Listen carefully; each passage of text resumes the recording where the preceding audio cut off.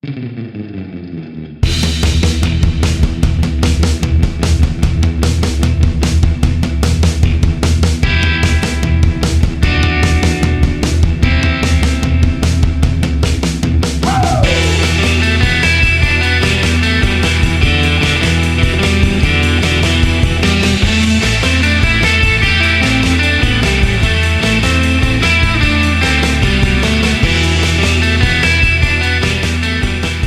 broad question. The next superhero movie, Deadpool. Thanks.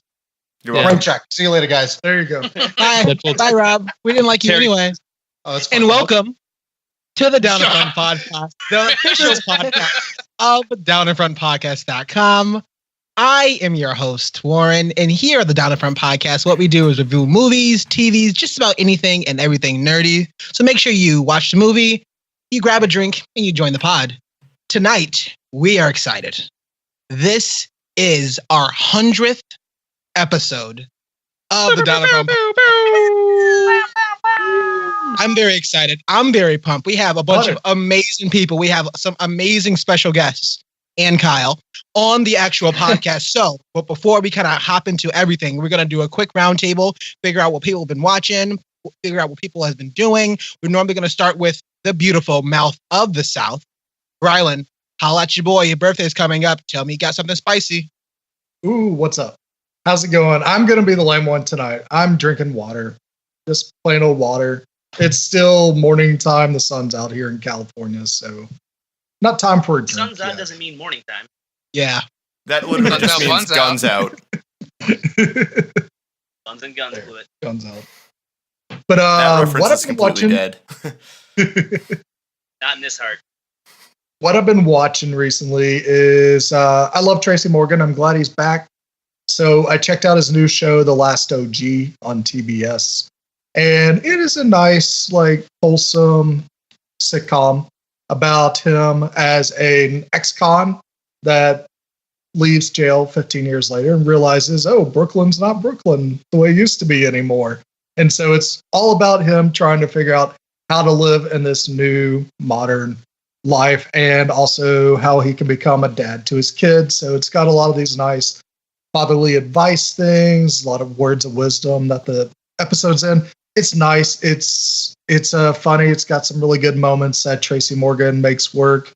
And it's also like kind of a more mature Tracy Morgan. So it's not like his crazy characters from 30 Rock or anything like that. So it's really cool to see that he's grown as well as he's still funny at the same time. That's a rare thing for comedians to make happen. So I'm enjoying it. It's fun. I wouldn't say it's the best show in the world, but it's all right. I'm glad he was back. I know he got into a pretty bad accident, so I'm glad he's actually come in and made like a full recovery for that. That was like some scary stuff that people actually thought he wasn't going to make it out of that car crash, I believe it was. So good stuff on that. Yeah, I really dig that premise for the show. Like that was a solid elevator pitch. I would have agreed with that if someone said it to me. I don't know if I would compare or describe anything that he was in as wholesome, though. So that's interesting. That got me hooked. The first word you used to describe the show. Yeah, I think it's like a very wholesome sitcom. So it's like something you can sit down with your entire family and watch. And it's got a very universal feel to it. Well, thanks. I mean, as always, it's great to see your voice and very great to see you and hear your voice. And happy early birthday. I'm going to say it first before everybody else kind of hops on that bandwagon. As you already kind of heard, the beautiful 21 years old. Ooh, looking good. This is quinceañera. Someone got his hands on the reality stone. I think the time stone. On the time stone. Yeah, more appropriate. Oh my gosh. Nah, because he does not look 21. No, but like Sherry's going to turn back time. We have my best friend. I have missed him so much. He has been traveling all across the world, from Brazil to Egypt to Denmark to Sweden. And now he's all the way back in New York. The beautiful Mocha Mike. How's it going, man? What is up, man? You got 1 out of 4 correct. But that's still pretty good. That's 25% right there. So you're not beautiful? Something about locations. Beauty's subjective, man. Anyway, I'm very glad to be back. You're right. It has been a while. Last time I talked to you guys, I was in Denmark during the Isle of Dogs podcast. But I'm back in good old-fashioned USA. And I'm ready to talk about this movie. I've been super pumped about Infinity War for like the last 6 months straight. So I'm glad to finally release that like ball of excitement in myself. As for what I've been watching, I recently finished Jessica Jones season 2 with great dismay. I was super bummed out by it. Jessica Jones season 1 is probably the best, in my opinion, the best Netflix show that they put out. It was just really interesting and different and compelling and like really racy and pushed the envelope a bit. And this season was like a good character study for her and the other characters, but also like went on way too long. I felt like this entire season could have been just the first 7 episodes. And I also don't give a shit about her crackhead or ex-crackhead neighbor or most of the characters. Just give me Trish Walker turning into Hellcat and give me Jessica Jones fighting Typhoid Mary or just any sort of supervillain, not just having this whole season-long family reunion. It wasn't bad like Iron Fist was bad, but it just wasn't a good follow-up. So I'm hoping that things kick up a bit for season 3. As for what I'm drinking, I'm rocking this bottle of Havana Club rum. Usually I take a shot, but this movie is not a movie that you just pour a glass afterwards. I'm going straight from the bottle because this movie fucked me up. So cheers, guys. Well, you said you usually take a shot. You just took a shot, but all right. Well, I'm going to keep drinking. Don't worry. Fair enough. As always, great to have you. And I also felt the same way about Jessica Jones, but I'm sure we're going to talk about that at some other time. Yeah. All the way over, still in Massachusetts, we have the beautiful, the luscious lipped Shredder, Mike Blewett. How's it going, Mike? All right, thank you. Also, happy birthday, Warren. I know yours is coming up in about 7 months. Thanks, man. So I can't get around that. I'm doing good. It's good to be back. I have missed the last like 5 Oddcas, so it's What? Stop that. That's not going to be a that's thing. real. It's happening. Tonight I am drinking the Titan IPA. I felt it very appropriate. I had a couple options, but this one won out in the end. What I've been watching, I finally got around to seeing A Quiet Place. That movie was freaking awesome. That movie was what is it? It Comes at Night should have been. Like, it was 120 minutes of terrifying and heart-pounding nuts. Whereas It Comes at Night was like 2 hours long for no reason at all. Like, it just, and nobody came. Yeah, it told a beautiful story. The sign language thing that they had going was amazing, and that power couple they're both incredible actors and actresses. Emily Blunt and Josh Krasinski, the power couple. John. Yeah. Fun fact about A Quiet Place, I knew that it was going to be in sign language, that there would be subtitles. I went to see the movie when I was in Denmark, and I assumed there would be Danish overlaid over the English subtitles. But no, it was just Danish subtitles. So I watched a movie that was entirely subtitled in Danish on accident. I gathered most of it from context, and you don't need to speak Danish to know that those aliens are creepy. But so it was kind of tough for me because I am a hardcore ADD space case, and so reading for like an hour straight was a little bit challenging. But I have to applaud it because it kept me focused for pretty much the whole thing. I fought it, but never succumbed to like watching or looking at my phone, which is like half the time whenever there's there could be subtitles in a movie for like 3 seconds long, and I'm still just like, if I'm just watching it by myself. So kudos. That's character growth, guys. Nice. Good job. So the beautiful and the amazing Abbott did a fear boner about that. So please go check that out because that movie is phenomenal. It's one of my better top 5 movies of 2018 so far. So definitely check that out. Thanks so much. And so let's toss it over to, again, the amazing Andrew Absman, hanging out, the host of the Fear Boners podcast. How's it going, man? It's going good. I'm here with friend Kyle, barely, and I'm drinking a. I'm not sure what part of that, but on the script I wrote. There's a ghost in my room, you guys. Get out of here, Four ghost. Loko is the Infinity beer that I'm drinking tonight, and I am immediately regretting it. As for what I'm watching the series finale of Ash vs. the Evil Dead. They had actually announced last week that the series was ending abruptly because Starz had decided to cancel it. Unfortunately, Please don't spoil anything. Please, I haven't watched it yet. Please don't spoil anything. Oh no! It's incredible. I'll tell you that. It's definitely incredible. Yeah, that's all I'll say. I don't want to spoil it for you. So definitely watch it. Definitely enjoy it. We can talk at a later date. But it's unfortunate. So if you and I want to pen a passionate letter to Bruce Campbell to bring it back, I think we can do it. Oh, wait, hold on. Keep going. Okay, well, now that he's gone, I'll Finally. tell you that Wild card. basically it leaves us in a, if you're familiar with any of the other movies, it's sort of, oh, there we go. We got a Bruce Campbell now. He's bringing in all the big guns. Boys. But yeah, check it out. Watch all 3 seasons and tell Starz to bring it back. And also in the same room, we have the beautiful Kyle, who has just finished tour. So I was excited to kind of hear about that. Mr. Kowalski, how's it going, man? What you been drinking and what you been watching? Kyle Bass. Been drinking a number 32 by Trillium. It's part of their permutation series. I think it's unlimited stuff. It's very delicious. Been drinking that along with any beers I can find along the road. I was recently on a tour that brought me through Long Island, New York, Jersey, Philly, Richmond, and Ohio, as well as to a random theater in Connecticut to see Infinity War. So that was what I most recently watched, besides catching up on Atlanta last night. And besides that, I've been, like I said, drinking beers all over the greater Northeast. Well, it's always great to have you on. I'm really excited to also introduce our 2 special guests. I'll start with someone who has been here before on the amazing Saw podcast episode that we recorded. It was literally his favorite movie of 2017. One of the hosts, and I think arguably our favorite character from the Wicked Good Game podcast, Rob, Dr. Bob. How's it going, man? What you been watching? What you been drinking? Well, I'm having some PTSD flashbacks from watching fucking Jigsaw, one of the worst movies I've ever seen in my entire life. I'm having Theaters, baby. currently having heart palpitations thinking about it. Because it was that scary. No, because it was just that fucking bad of an experience. And I'll never forget. I will never let you guys live down the fact that you forced me to see that movie.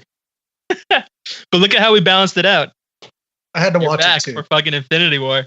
Okay, well, I don't know. I don't necessarily know if it balances evenly because Jigsaw was a hot, steaming pile of trash. Wasn't that Thanos' message, though? That Jigsaw was a hot, steaming pile of trash. Perfectly I balanced. suppose. No, that's why he gathered the Infinity Stones Shut to up. wipe the memory of Jigsaw from the face of the earth. Please, do me the favor. Holy shit. No, I'm doing all right. I'm doing okay. Thank you for having me back on. You know, Mocha, I'm pretty sure you and I have had extensive conversations about how let down I was with Jessica Jones season 2. Yeah. Yeah, I can't defend that, or the Defenders, or Iron Fist. They were all bad. The Punisher was the Punisher was the best Marvel Netflix show to date, currently, in my opinion. Which brings me into a lot of heat and hatred and anger towards some of the things in Infinity War. Even though I love the fucking movie, I'm going to sit here and critique it. I'll be that one asshole, guys. I'll be the guy. Don't We worry. already had Kyle, but I guess we have you too. Yeah, but this is a useful I'll asshole. take it. Yeah. Ass to ass. Yeah, Yeah, ass to ass. y'all haven't had more than a couple assholes? Because I thought that was the whole podcast. Yeah, ass to ass. Yeah. So What are you I'm drinking? gonna I am drinking some nice Michelob Ultras. Ooh, keep it light. Sexy cruise you got there. Try to keep this girlish figure.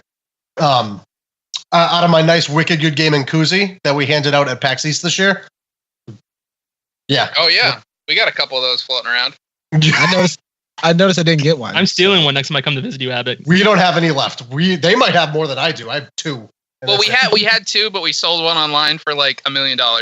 that sounds about right. Yeah, that checks out. Wrong. I'm gonna get a lot of really, really bad looks from everybody right now. Like I'm staring at everyone's faces all at the same time. You can't tell, but I'm gonna get all of them unanimously and simultaneously. But I just started watching The Office for the first time all the way through. Right? Like, No, that's oh, awesome. Wow. Hey, I've never seen it. I'm excited. Late don't like The bloomers Office. are still bloomers. I don't like Steve Carell. That dude's not funny to me. Yeah. Okay, so I watched the Wow. Robert California episodes, and those are the only ones I watched. So Yeah. I was the biggest Parks and Rec defender, and like, no, fuck The Office. I'm just gonna watch Parks and Rec again for the 4th time.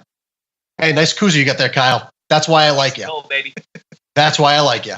And then I started watching The Office, and like, I'm halfway through season 7 of 9, and I don't know, man. I can't not watch it. It's tough. It's too good. Damn, that's a plunge. How long did it take you to get through those 7 seasons? I've probably been grinding for like 2 months. All right, that's fair. That's reasonable. Yeah. Oh man, I sit here and I question like, what the fuck was I doing? What was I doing when it was actually on TV? Why was I such a moron? You and I had the exact opposite trajectory with that, because I refused to watch Parks and Rec for the longest time because I was like, oh, it's just an Office clone. I don't want to see that. I want to watch The Office. And then I finally watched Parks and Rec and freaking fell in love with it and binged through all of it. Exactly, because Parks and Rec has Chris Pratt in it, and Chris Pratt is the second sexiest man on the planet after Charlie Hunnam. And so our last and special, probably the best guest, because I really hate everybody else here. We have is Maddox, which is her first time on our show. So I'm really excited for this episode. So thank you for hanging out with us. Maddox, what are you drinking? What are you watching? And what is your favorite movie so far in 2018? Oh man, so I am currently drinking Stone Brewing's and NoFX's beer, Pumpkin Drublick, which is for the upcoming nice. show. I'm really glad that it is tasty because I bought like 2 cases of it. So I would have been really upset if I had to go through a lot of really shitty beer just because I love NoFX, but it turned out pretty good. I'm currently watching Lost in Space, which I mostly love, except for the Dr. Z character. I feel like it was a miscast. Not really digging that actress. I also keep thinking of her from Blade 3.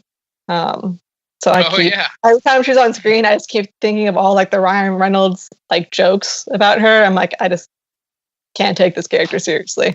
Wait, but the show's actually good otherwise? I assumed it would be bad. No, it's actually like, no, they put so much money into the production for this show. It is insane. It does. Will Robinson is a punk ass bitch. He is a punk ass bitch. But the robot is awesome, which is really all I care about, is that the robot's cool. It's not as good as Altered Carbon, but still pretty solid. Such a good fucking show. Altered Carbon is so good. Well, Maddox, as always, it is great to have you. It's great to see you. Thanks for joining the show.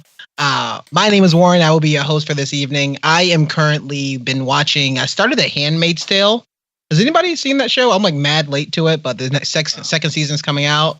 I can't handle watching something that depressing. It's so good. I know, but it is really good. So I've been like slowly binging Handmaid's Tale. I think I'm at episode like 4 or 5 or something like that.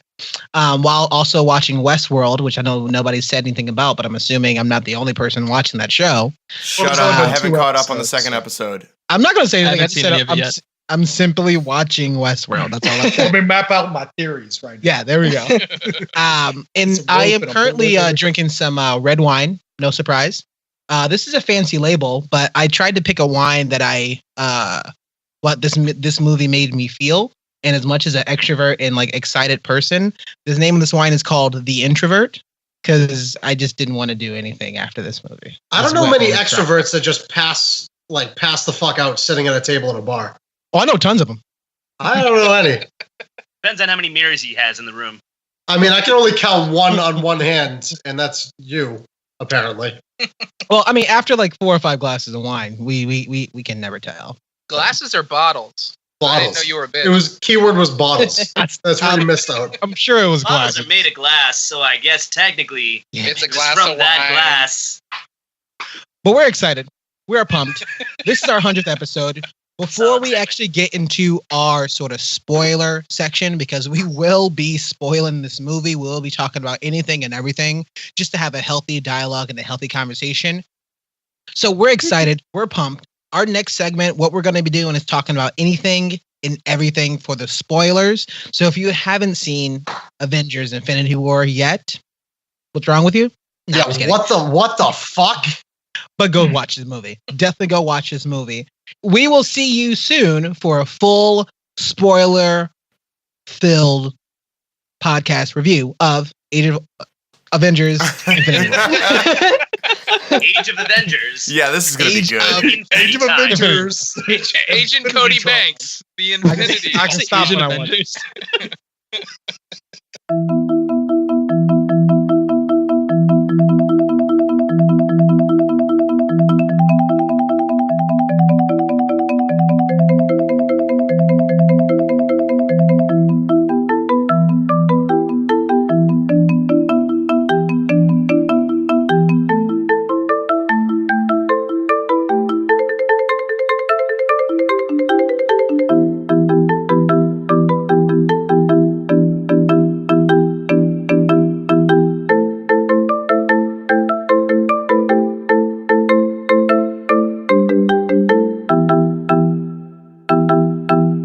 And we are back, and we are the Down in Front podcast, the official podcast of downandfrontpodcast.com. We are with an amazing group of individuals that have joined together to fight forces to review this movie, kind of like Avengers Infinity War.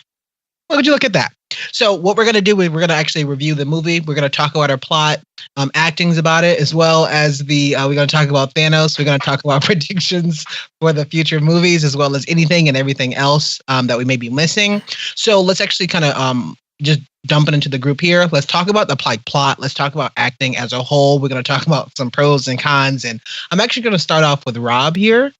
And Rob, just give me some bullet points of just things that you either liked or didn't like about acting or the plot of this actual movie. I mean, the acting overall was, they have some of the best actors in Hollywood from around the world, literally, that have taken place in every MCU movie that's been released so far. So, in my opinion, it's always top tier no matter what. The acting's always spot on. The casting that they did for every individual superhero is, in my opinion, the best they could possibly do. I can't imagine anybody else in these roles. I did, when I was leaving, I went to go see it with my friend Kaylee. When we were leaving, shut up. When we were leaving, I looked at her and I was like, you know who they also could have done as Thanos? And it wouldn't have changed anything, but interchangeable roles. Ron Perlman as Thanos Yes. Ooh. could absolutely work. It doesn't even need to be CG. Right? Right? He was already fucking Hellboy. Hellboy's just a red Thanos. Is that Alright, yeah. racist?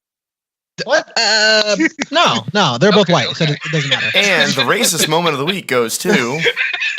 All right, I'll take it, I guess. Fuck. No, that's Abbott. That's it. You're good. Oh yeah, fuck you, Abbott, you piece of shit. Exactly. You can pick up your golden tiki torch later. Yeah, so acting's always on point, and then plot wise, we're now into spoilers. So if you haven't seen the movie, fuck you, whatever. I don't know why you're listening to this shit. I still love you. You should continue to listen though. Thank you.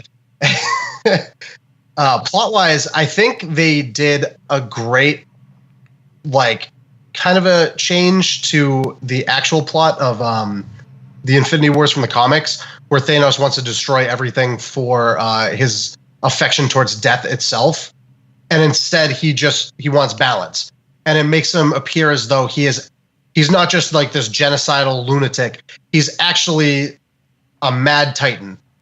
He's the Titan who, through his in whatever he had to endure on Titan itself, has changed him into what he is in Infinity War, where he knows, or in his mind, he at least thinks balance needs to come to the universe, or as you can see on Titan now, it will destroy itself. And he needs to be the one to take control over that and set the universe straight himself. Yo. So I think they did a perfect change, because he's not just going to snap his fingers and everyone fucking dies, because then there's nothing going forward. I think they did it. I think they worked it very well. And I liked how they made Thanos not not completely likable, but you could enjoy and see, all right, this was his backstory. This is his thoughts. He truly believes this. I know we're going to talk about Thanos a little bit later on too, but I'm excited to kind of explore that character a lot more. Maddox, talk about plot and acting. I really enjoyed how different characters are paired up who hadn't interacted before. Pretty much like anything with the Guardians, like Thor meeting the Guardians at first was awesome, especially because he is so muscly and gorgeous. I really appreciated that whole part. Better looking than Charlie. Even Drax. Right there with you, sister. Oh the man, pirate yeah. angel. I really love the Iron Man, Spider-Man, like that whole relationship and how it went through the last few movies. To me, like the payoff for that was so good. Because at first, we're like when they said that Iron Man was going to be a huge part of Spider-Man: Homecoming, I was like,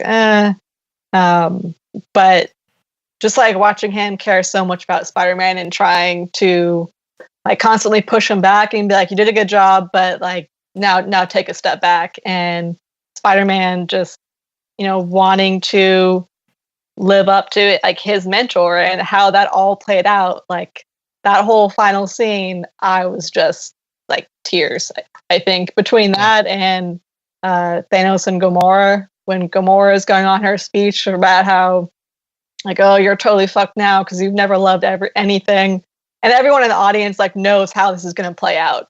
Yeah. So just listening to her, like, for those what felt like an eternity, knowing how this is going to end, like, oh, this movie is so good. I'm so upset right now, but this movie is so good. Yeah. They did such a good job with pairing up the different characters, both for the funny scenes and for those really intense emotional punches that they did throughout it. Even the Tony Stark and Pepper Potts moment that they're talking about, waking up and kind of having children and having kids, and you can kind of see that Peter Parker or Spider-Man is like Tony's surrogate, child, or father son sort of thing. But they're like bickering back and forth all throughout the movie, all throughout Spider-Man: Homecoming. To see that, you see him kind of crumble in his arms at the end of this movie is like, damn, you guys, like that's something that you set up in Civil War, right? It's something you set up in Civil War. We get more of it in Homecoming, and then we have this crazy kind of payoff in Infinity War. And I love how you can see that. I'm glad it's the same actors, and you know what sort of like relationship that we're kind of building up to. But for them to kind of start a scene talk about children, I thought that's kind of interesting just to see how it ends. I'm like, wow, somebody's definitely did their homework on that. So that was a great moment, great call out. I will say this. Speaking of like character interactions, the one that I wish we got more of in the next movie is Strange and Stark. Like I think when we did the Doctor Strange review, like one of our huge criticisms was he's just the medical doctor, Tony Stark, and those two played off each other perfectly. Like I think one of the funniest lines was, "You're embarrassing me in front of my wizard friends." Like that, that was so good. It's literally like the whole science versus magic, debate that they've pretty much been having for the past decade, where Thor's stuck in the middle of being like, "Well, you call this magic, I call it science." Well, so totally gonna have that moment. They're gonna have that. Did we just become best friends after hating each other for like a whole movie? I mean, what's awesome is they had these are the two ultimate dicks of the Marvel universe, and they have the dick off. And Doctor Strange just that's in Ant-Man too. That's Avengers 4, the dick off. No. The dick off. Doctor Strange slaughters Tony, but also he learns respect from him. And I think one of the coolest things is that when he gives the time stone to Thanos, is that Tony's looking at him like, what the fuck are you doing? But Doctor Strange, he's up to something. He knows a little bit more just because he knows he's been able to use the Eye of Agamotto. He knows what path they need to take in order to actually win. Right. Yeah. That's what I was going to question. I mean, you think it's awesome. But it's really cool because Doctor Strange totally becomes the master of the mystic arts in this movie. Nobody can hold. I mean, when he's toe to toe with Thanos and actually going blow against him, he actually can hold up against Thanos for a little bit before he's overpowered, which is, wow, that's awesome. I did have a bit of an issue with that though, because you can tell me Doctor Strange going toe to toe with Thanos when nobody else can, but you straight up lost that battle against that dude with telekinetic abilities very quickly. Not about that life. I was kind of upset that that battle ended so quickly. He just passes out and basically needs to be rescued. Well, And that's he doesn't difference, do any other difference in stuff. strengths. Like Ebony Maw, And also, he wasn't like surprised by Yeah. it. Strange was caught off guard in that battle. They were waiting for Thanos and preparing, and he was looking at 16 million different versions of the future to see how to fight him.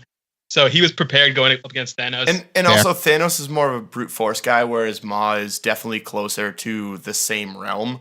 That's why someone like Iron Man would get wiped. You know, the floor would be wiped by him by Strange. Iron Man's more of a brute force person versus Strange with like the magic abilities. I thought it was weird that he was able to beat Thanos with like tickling him with magical feathers. That was like an odd scene in the film. That was magical moths, if anything. I do like the ability and the relationship that we see with Doctor Strange and Iron Man.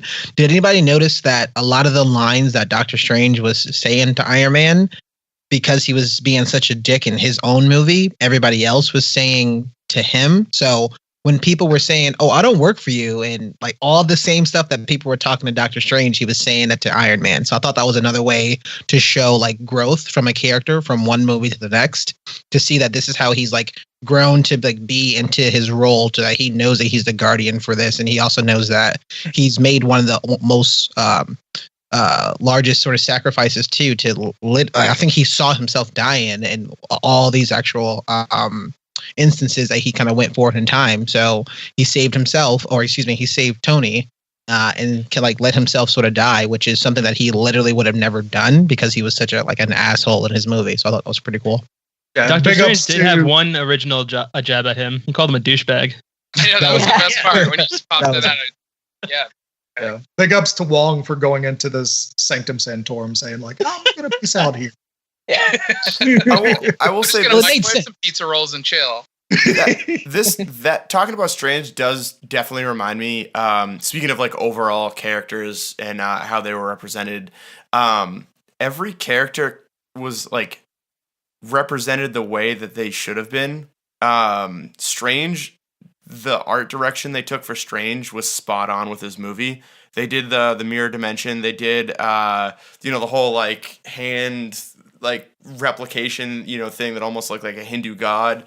Like every character, it didn't feel like Civil War. You could almost accuse of having every character be in a Captain America movie, which was fine. It worked out. Whereas with Infinity War, every character had their own moment to shine in their own universe, and then they connected with everyone else. For example, the other big one that I can think of, in the score, there was only 2 instances of music being used outside of the original score. One was literally the theme from Black Panther, which is fine, cool. It's another orchestral arrangement. And the only original song was, what is it, the Rubber Man?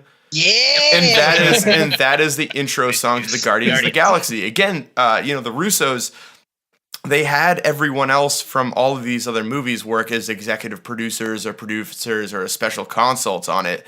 And James Gunn was definitely part of that, being like, hey, this is the Guardians. They have 70s pop music. This is how you're going to introduce them. And I thought that was like beautiful, that it felt like one single unified movie with 60 characters in it. Yeah. Brylan?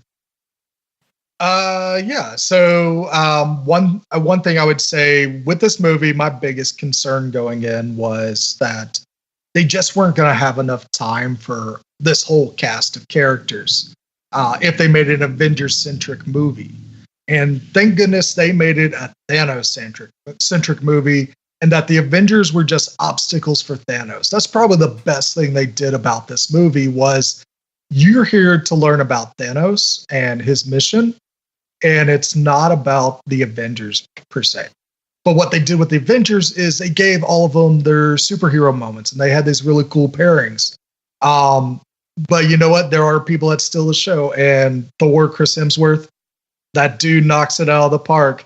I might be joining Team Blewett with Team Thor and just be praising Thor from here on out, because No doubt. He has like the best moment, the big rah-rah moment where my crowd cheered was when the Bifrost hit in Wakanda. And you see him with Yarnborn and come out with Groot and Stormbreaker. Rocket. Bring me Thanos. And he's just like ready to rock. It was fucking amazing. Also, I really like the set pieces of Nidavellir and Vormir. Nidavellir was awesome, seeing big giant dink, and it's there. You're forging. Big giant dink. I like it when you call me Big Dink. That's the name of the episode. Absolutely. But it was really cool.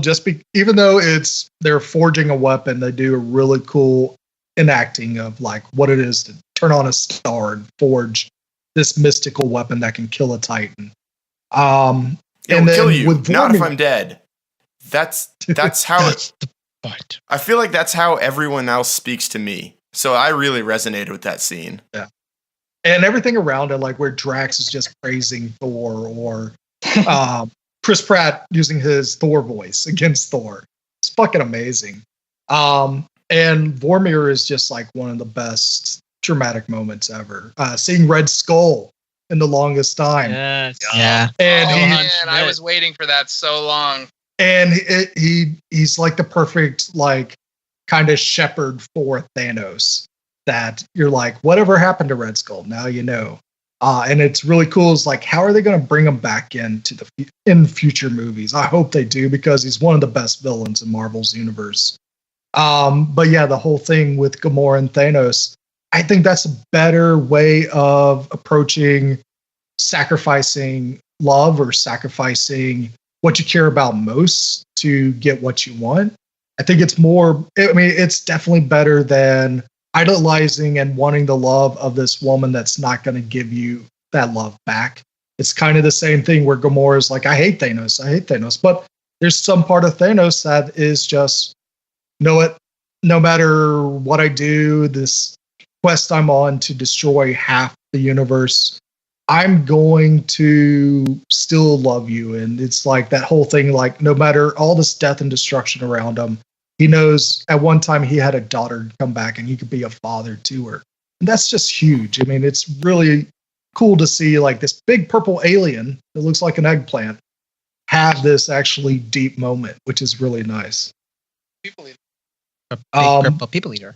I'd say like my only bigger beef is like the Black Order probably was unnecessary. They're just they came off as a bunch of like just superficial CG characters. Yeah, have Ebon Maw as like this herald of Thanos.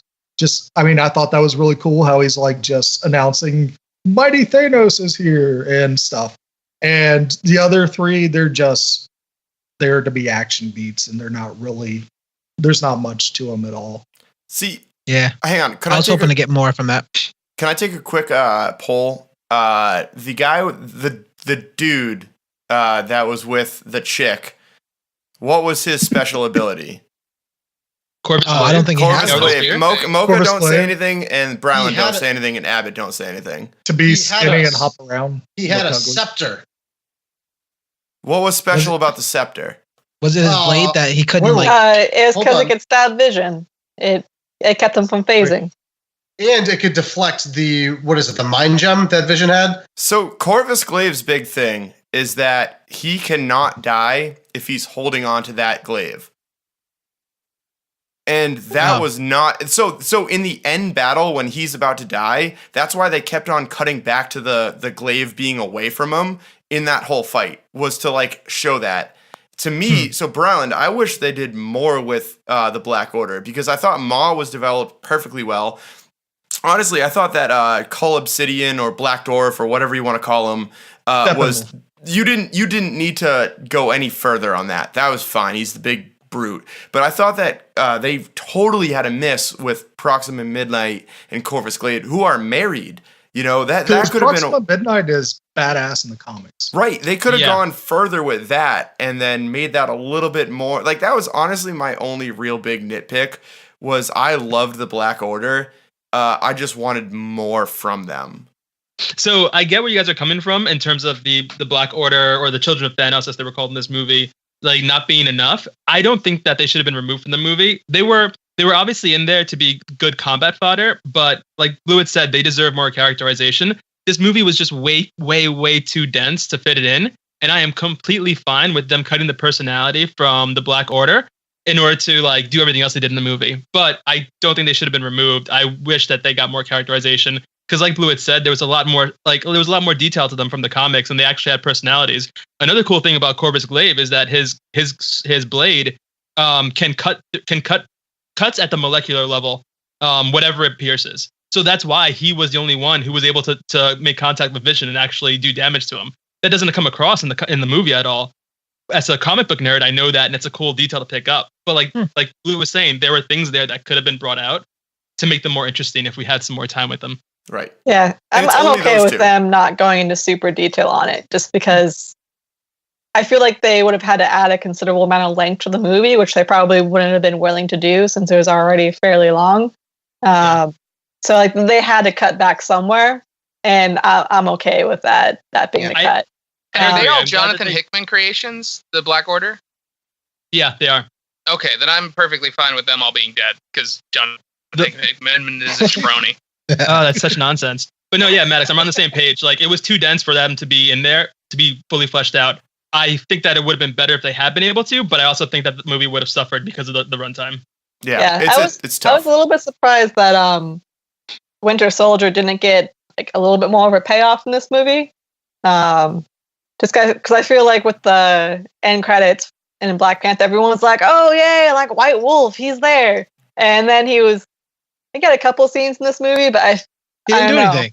Yeah, you got that moment where he didn't even use his arm. Yeah, you got that moment where he and Steve almost kissed. They were real close to it. I swear they were. They were right there. No. He picked up Rocket Raccoon. He picked up Rocket Raccoon and did a whole 360, and they fucked everybody up. That was one of the coolest scenes in the movie. That was pretty cool. I want to get that arm. Like that was really it. Like even when he died, I was kind of like, like it sucks, but I would say my last big beef with this, and it goes along the lines of like Winter Soldier not really getting his due in this movie, is they tried their best to give as many superhero moments here, but man, give Cap a Cap moment. I mean, he has some good action scenes. He's got some good banter for like 2 seconds, like I am Groot and I am Steve Rogers. Yeah, that's funny, but I wanted like a Cap speech before the shit hits the fan, where he's actually, show him as the leader and have Cap. Cap is the leader of the Avengers. You need to have that moment. Not in the MCU. When he caught that like spear, and that, I thought that was his moment. I don't think he needs to have any more speaking moments because he's had that in almost every. What about but that's Cap? That's Cap. He's the guy that motivates you. He's the guy with the plan. He's going to make sure that, hey, we're in this together. He's the motivation, or he's the guy that drives the motivation for everybody. Let's be clear. Thor's abs are the motivation. Like, that's all you need. Brian, so Thor's abs as he always should have been.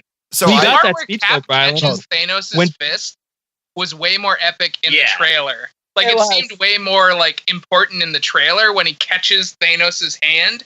But then in the movie, it's like a split second, and then he just gets punched out. Yeah, and Thanos is like, "Oh, that's cute." Marvel misleading you in trailers, though. Like they love to do that. But that was the Infinity. Like Hulk was in the Infinity War trailers were brilliant because they literally they showed the last scene of the movie, and you didn't know it.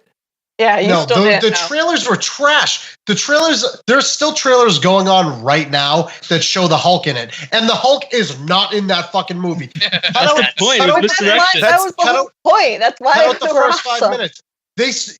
I can go on YouTube right now, give me 4 videos, and I guarantee you there's going to be an ad for Avengers that shows the Hulk running through Wakanda with everybody else. And no point is the Hulk in Wakanda. That's fine, because I was hyped up to digital artists thousands of dollars to deceive all of us. And that's amazing. That's one of my thing about the trailers. None of Thanos' dialogue was from the trailers was in the movie. No, not a single bit of his dialogue. It was his opening lines. The Destiny still arrives. With a smile on my face. Yeah. You can avoid all that by not watching trailers. No, they were perfect for me because they did not show anything from the movie, and they got me hyped. Bryland.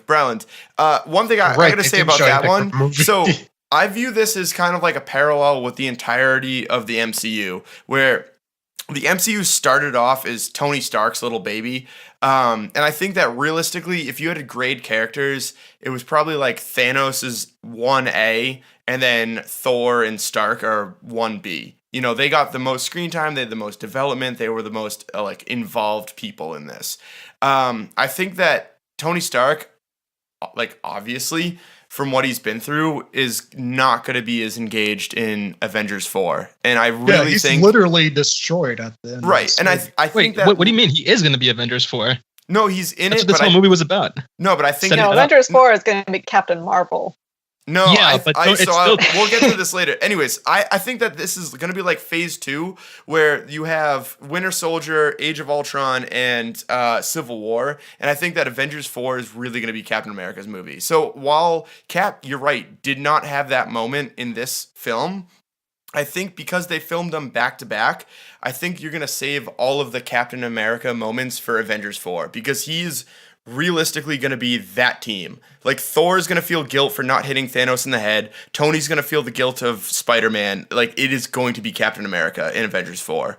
Wait, So let me also give a Avengers rebuttal 4? really Gonna quick. trade lives. Hang on one Wait, second. hold on. Mocha first. Yeah, I have a quick rebuttal for this. So there's definitely going to be more Captain America in Avengers 4. I guarantee you that. Same thing with Captain Marvel for sure. She's going to be the powerhouse. But the heart and soul of the entire MCU from day one has been Tony Stark. Whether it was his own movies, whether it was Avengers 1 and 2, Civil War, Spider-Man Homecoming, he's the central figure throughout all of this. He's definitely the Avengers leader in the MCU. But more importantly, in this film, we had Doctor Strange, who had no love for Tony Stark whatsoever, spent his time looking through all the different possible futures where they fought Thanos and lost. And he said there was only one where they happened to win.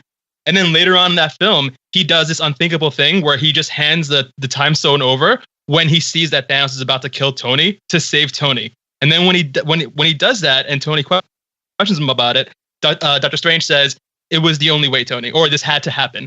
I guarantee you that Tony Stark had to survive because he's going to be the main person in Avengers 4 to actually avenge sure. the situation. Oh, That was yeah, the that's only fine. I'm just reality saying- where we won was when he lived. Right. I'm not Yeah. saying that Tony's not going to have like probably the death strike on Thanos. I'm saying that America will be the main like focus. Like, Tony Stark's whole journey to space was, I think, plot 1B, you know, in this whole film. And I think that it's going to mostly follow Captain America in Avengers 4. And you'll get those crazy moments that Brian was wishing was in this movie in the next one. That's all I wanted to say on that one.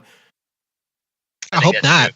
I think I'm kind of done with learning more about Captain America. I think I mean, either yeah. way, Avengers 4 is You need- going to make all of us shit Nazi. ourselves inside out. No, I was gonna say, Captain America needs to die already. He should have He died just 2 movies he just ago. needs to say Avengers No, he Assemble will. and then dance with Peggy Carter, and I'll probably be bawling my ass out. Yeah. I'm fine with And that. those will be the scenes. do the like, Charleston. he's going to trade lives like he said we don't do to bring Bucky back and go via time stone or whatever to have that final dance, and that's his like closing moments. Oh, use the time stone. Ooh, that'd be dope. Oh, okay. I'm excited to talk about that because I had a couple theories that we're going to get to a little bit later on at 2 a.m. tonight. So Abbott and Kyle, what else do you guys want to talk about acting and plot wise before we move over to talking about Thanos? Should we go at the same time or should we alternate? Well, I don't Yeah, like yeah. I don't like Kyle, so let's start with him. You guys need to finish each other's sentences the entire time. We Yeah. finish each other's sandwiches. Thank you very Who much. plays Which is why we brought this Gwyneth platter. Paltrow? What was that?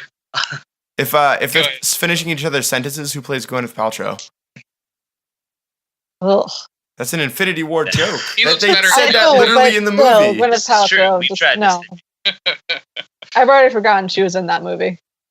I loved her in this movie. Tony, come back from space. Tony. Oh my I God. chewed my Are you womb. serious talking about this? But he did that before. He said he wasn't going to do that before, and the first time he did that was in Avengers 1. Now he didn't have a chance. He didn't have a choice. Again, he's choosing. And there was a situation here that she said that you don't need this. You don't need it. This is why you have it. He's like, I'm trying to protect us. And she's like, you need to like let that life go and have a life with me. And he chose I get that. this. Yeah, I I get that. hate It's her character. radioactive character? blanks. For her character to react that way after a giant spaceship appears over New York City again and still be like, well, don't go off into space and fight the thing that's destroying our world. Just come home. Was just dumb. It was just Yeah. dumb. It's got to be real Very good. lazy. It's got to be real good to get me to jump off a spaceship. It's goopy. Abbott, Kyle, what else you guys want to add for the acting and plot? Beyond the parental theme, it's already been kind of touched on how much I've grown to like Thor as a character. Like I have always thought his movies were the worst in the series, and also it's just because he was the character I just couldn't start to care about, as badass as his whole realm is. But just that speech that he makes about you wouldn't believe the day I've had or the life I've had and the kind of shit he has going on. But at the same time, that he's still he's like, well, I wouldn't have survived all this if I wasn't meant to do something. So until I fail, I'm just going to keep going. Yeah. And just it was just one of those things where it's like, yeah, you are, and now I'm on your side. Ragnarok, which was the most fun of the Thor movies, still didn't make me care about Thor that much. What? I laughed at him more, and that was it. But I would kind of go back to the point that Kyle was talking about, and it also kind of pulls in a point that Maddox was talking about earlier. Is I really like how they're Marvel movies kind of blend a lot of happy and sadness sort of together, and they really kind of raise the stakes and have a real moment, because we are in this series in which it goes from having an ensemble sequence of Thor and all the Guardians of the Galaxy. So then we take the ship, and then it's only 3 characters. One character who doesn't even talk, which is Groot. And it becomes a Rocket and Thor sequence, which again, if you remember, the last time Rocket had one of these sequences is with Yondu, and there's also a beautiful sequence in Guardians 2, where then you really start to see of these characters, and especially Thor, is hurting a lot. And you finally get the time that we had a lot of issues, at least I had a lot of issues with Thor Ragnarok, that, man, Odin died and no one seems to care at all. Wow, you just blew through that. All right. In this movie, they take that time. They had fun. They had a bunch of jokes around, and even Thor was trying to kind of push these things away of oh, well, he hasn't beat me. He's like, yeah, he just beat you earlier. Well, he hasn't fought me twice.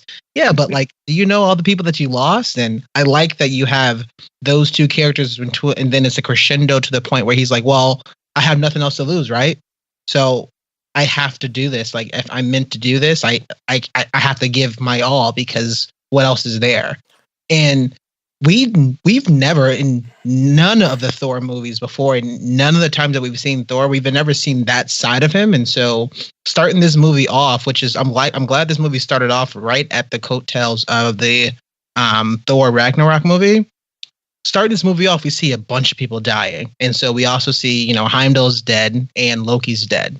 And so already that we get in a different Thor character. It's still kind of funny, but there's some undertones of this man is hurting. And I'm glad they at least paused the movie for a little bit, slowed it down before we got to Neverdalir, to show that he is hurting. And that's something that you don't see in superhero movies. And that's another way that they raise the stakes a bit more. And that was probably one of my favorite, that is actually my favorite part of the movie. Warren. One of the things that I think they should definitely they have to address in Avengers 4 is that in that whole scene, which I thought was brilliant. I thought Chris Hemsworth has earned any acting gig he wants to. That man is funny. That man is action driven. That man can be very dramatic when he wants to.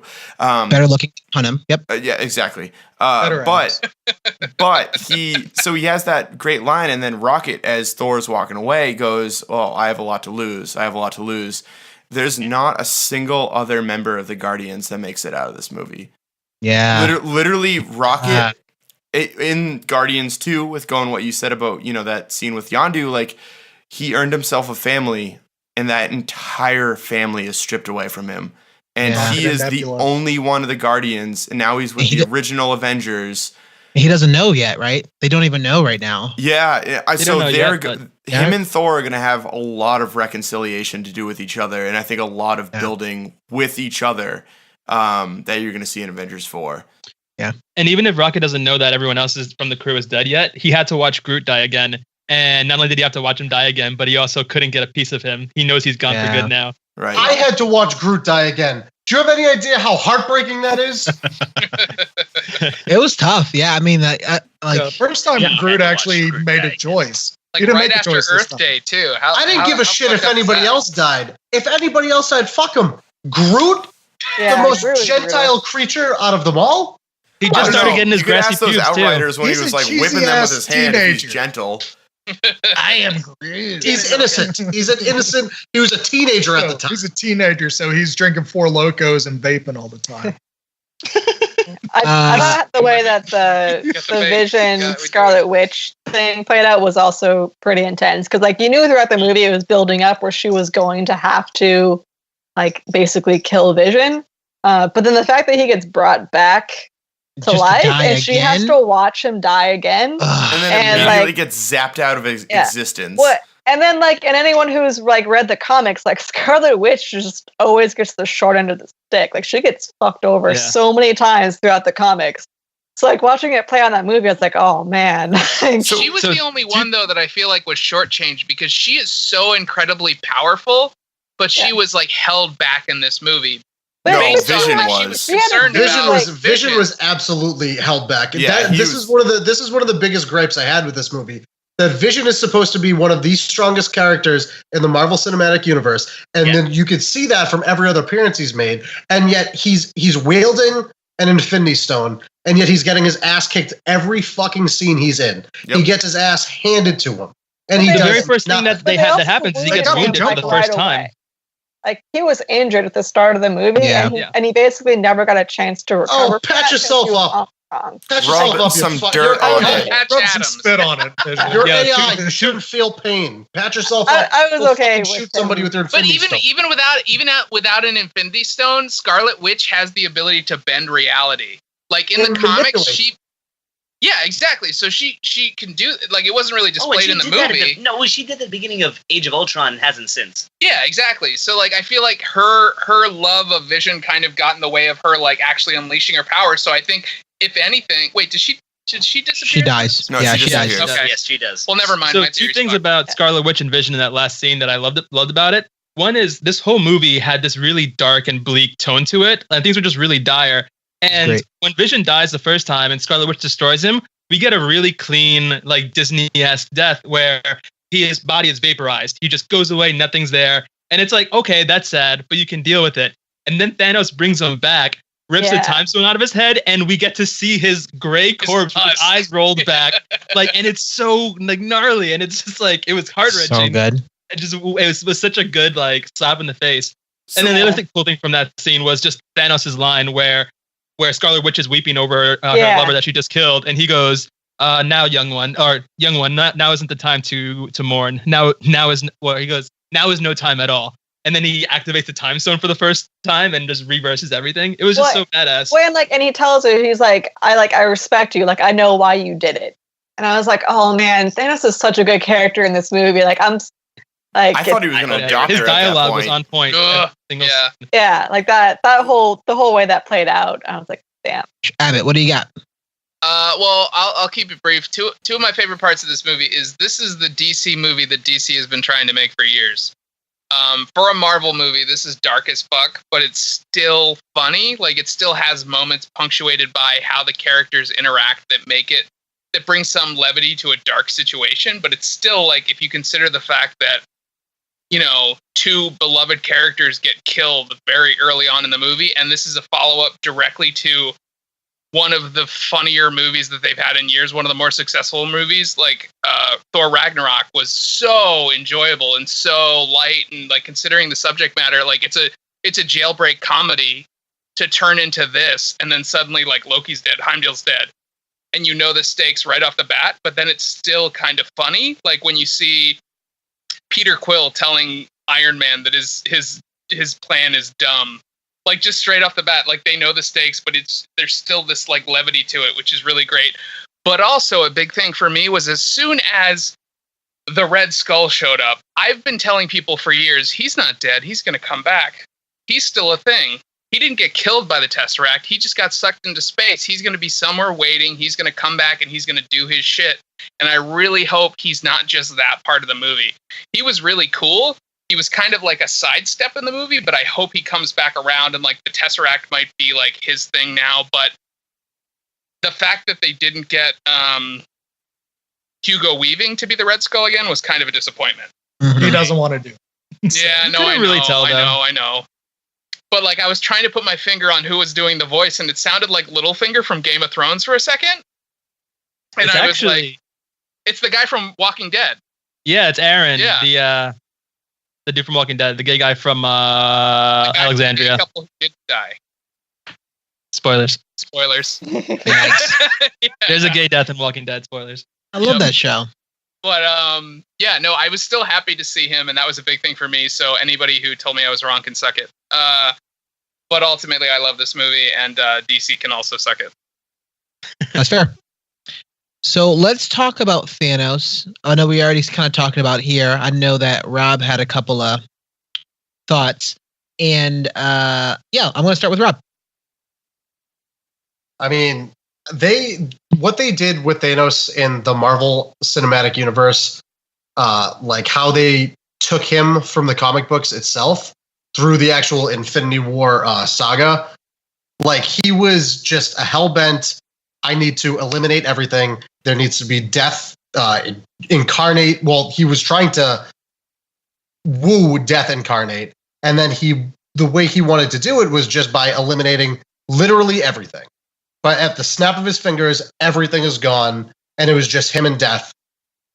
And they took that in such, like, I don't know, like, they influenced it so well with how they created the Mad Titan itself. Because his backstory of his world, Titan, is just being devoured by overpopulation. His only idea is, fuck it, let's just kill half of everything. Let's kill half of everybody on this world, and, we'll start new. Then we'll have, another couple thousand years, and we won't have to worry about it. When you go back to Titan in the movie, everything's desolate. There's nothing left. Everyone died. He was the only one left, and he was the actual Mad Titan itself. And it gave more fulfillment to his actual beliefs, where he thought to himself, this is the only way I can save the universe, and I can rest afterwards. He says it when he's telling them, like, what are you going to do after you kill everything? I'm going to watch the sunset. I'm going to watch the sunset on a world that is grateful, because he's the only one that would do something like that. And the way he goes about it, it just continues to fulfill his own thoughts of, this needs to be done. I'm the only one who can do this. And it makes him so much more of a likable character, even though he's not a likable character. Like he's a fucking supervillain. He killed half of the Marvel Cinematic Universe. He killed half of the universe, like, altogether. You still can kind of feel what he feels. Unfortunately, you can kind of feel what he feels, which is why I enjoyed his character so much. And Josh Brolin was fucking brilliant. And I really, really hope Iron Fist was one of the people that died, and I hope he never comes back. I hope he didn't disappear, but rather some dude who was driving a car disappeared, and then that car just pummeled into him, and he was pinned to a tree, and he just got stuck there for 6 hours and bled out. That'd be the ideal death. No, I need him to be the snapping. I need him to be gone forever. But in all seriousness, dude, Thanos is the perfect villain in my eyes. As I was saying beforehand, I love Ultron for his motives and why he wants to do what he wants to do. But Thanos takes that to a completely the next fucking level, where he truly believes he needs to eliminate half of everything in order to balance the universe. And by doing so, that balance will, continue to prosper life. It was incredible. He was absolutely incredible. Did everyone catch the end? Was great, because in the comics he's at that farm or that homestead where he's kind of chilling basically after he accomplishes his goal. You do what he needed to do and retired. Yeah, it's kind of nice. You even almost feel nice for the villain, because you're like, oh, you get a break. That's kind of cool. You just killed a whole shitload of people. You see the anguish kind of relieved from his face, turn to a smile, yeah. Well, but in the comics, one little bit that I wish that was included that was in the comic, he has a scarecrow where he kind of hung his outfit. Yep. So like you sort of see him in the cornfield, like draped over the scarecrow. Like I almost wish they included that part. No, they did. They Yeah. I was just about to say Did they? he had the armor on the scarecrow. In the comics, it's different because in the comics he gets defeated. I didn't see it. Oh, so I watched it today for the second time, and I read that was there, and I made sure to look. It's in his front yard. Well, shit. Now I enjoy that movie twice as much. Yeah, that's like a movie to comics thing, where like if it's a scene in a comic, you're gonna see it because it's the one thing you can look at. Versus in a movie, if it's placed in the background of one part of it, you're gonna. Well, they did so many things like that with this movie in terms of like really small Easter eggs that went by in a flash that you needed to just be aware of in order to get it. My favorite one, which was huge for me, was when Thanos sacrifices Gamora in order to exchange her soul for the Soul Stone. He wakes up in this completely empty field that's just golden, right? And that seems kind of out of nowhere, but for anyone who follows the comics, they know that that's called Soul World. That's the inside of the Soul Gem. And that's one of the greatest powers of the Soul Gem is that you can extract people's souls and imprison them in that world. Well, why wasn't Adam Warlock in there? Because Adam Warlock hasn't been born yet. Oh my God, are we really going to get into this? No, we're not. This is going to be another 3 hours long. No, we're not going to get into it because it's distracting from my point. But the fact is, that's a really sick Easter egg that you wouldn't notice unless you were aware of that from the comics. He's a science sperm baby.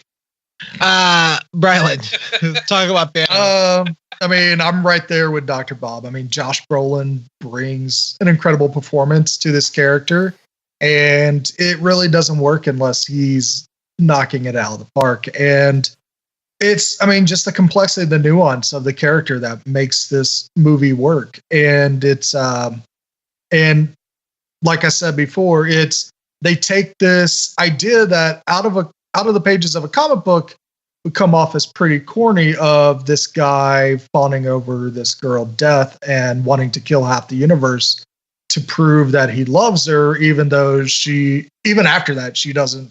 She's like, whatever, I don't care about you. And they make it a little bit more relatable. They channel it towards the love between a father and a daughter. And that's when Gamora realizes that Thanos truly loves her after all this time, after all the hate that she has for him. It is a heartbreaking moment. And it's kind of like, this is the point of no return. Thanos, I mean, kind of doesn't want to do that, but he does it anyway because what's more important, the mission or is it the love of his daughter? And he has to choose one or the other. And they sell it really well. And no matter if Thanos is a 9 foot tall CG character, you see Josh Brolin's performance come out of that, which is amazing. And I think this will be probably the summer of Josh Brolin because we have him coming up in Deadpool, and he looks like he'll be amazing Cable. And hell, I'll go see Sicario too, even though I think that's a movie that doesn't need a sequel. Nope. But I'll go see it because Josh Brolin is putting out some amazing acting right now. Brylan, in that scene with what's it called, Gamora and Thanos, I legit did not know who I was welling up for. If I was welling up for Gamora because she's dead, or Thanos for having to go through and kill her. Shout out to Zoe Saldana too for her performance with Gamora when she first sees Thanos and runs up and cuts his neck and stabs him in the chest, and she thinks that she actually killed him, and he falls to the floor gurgling.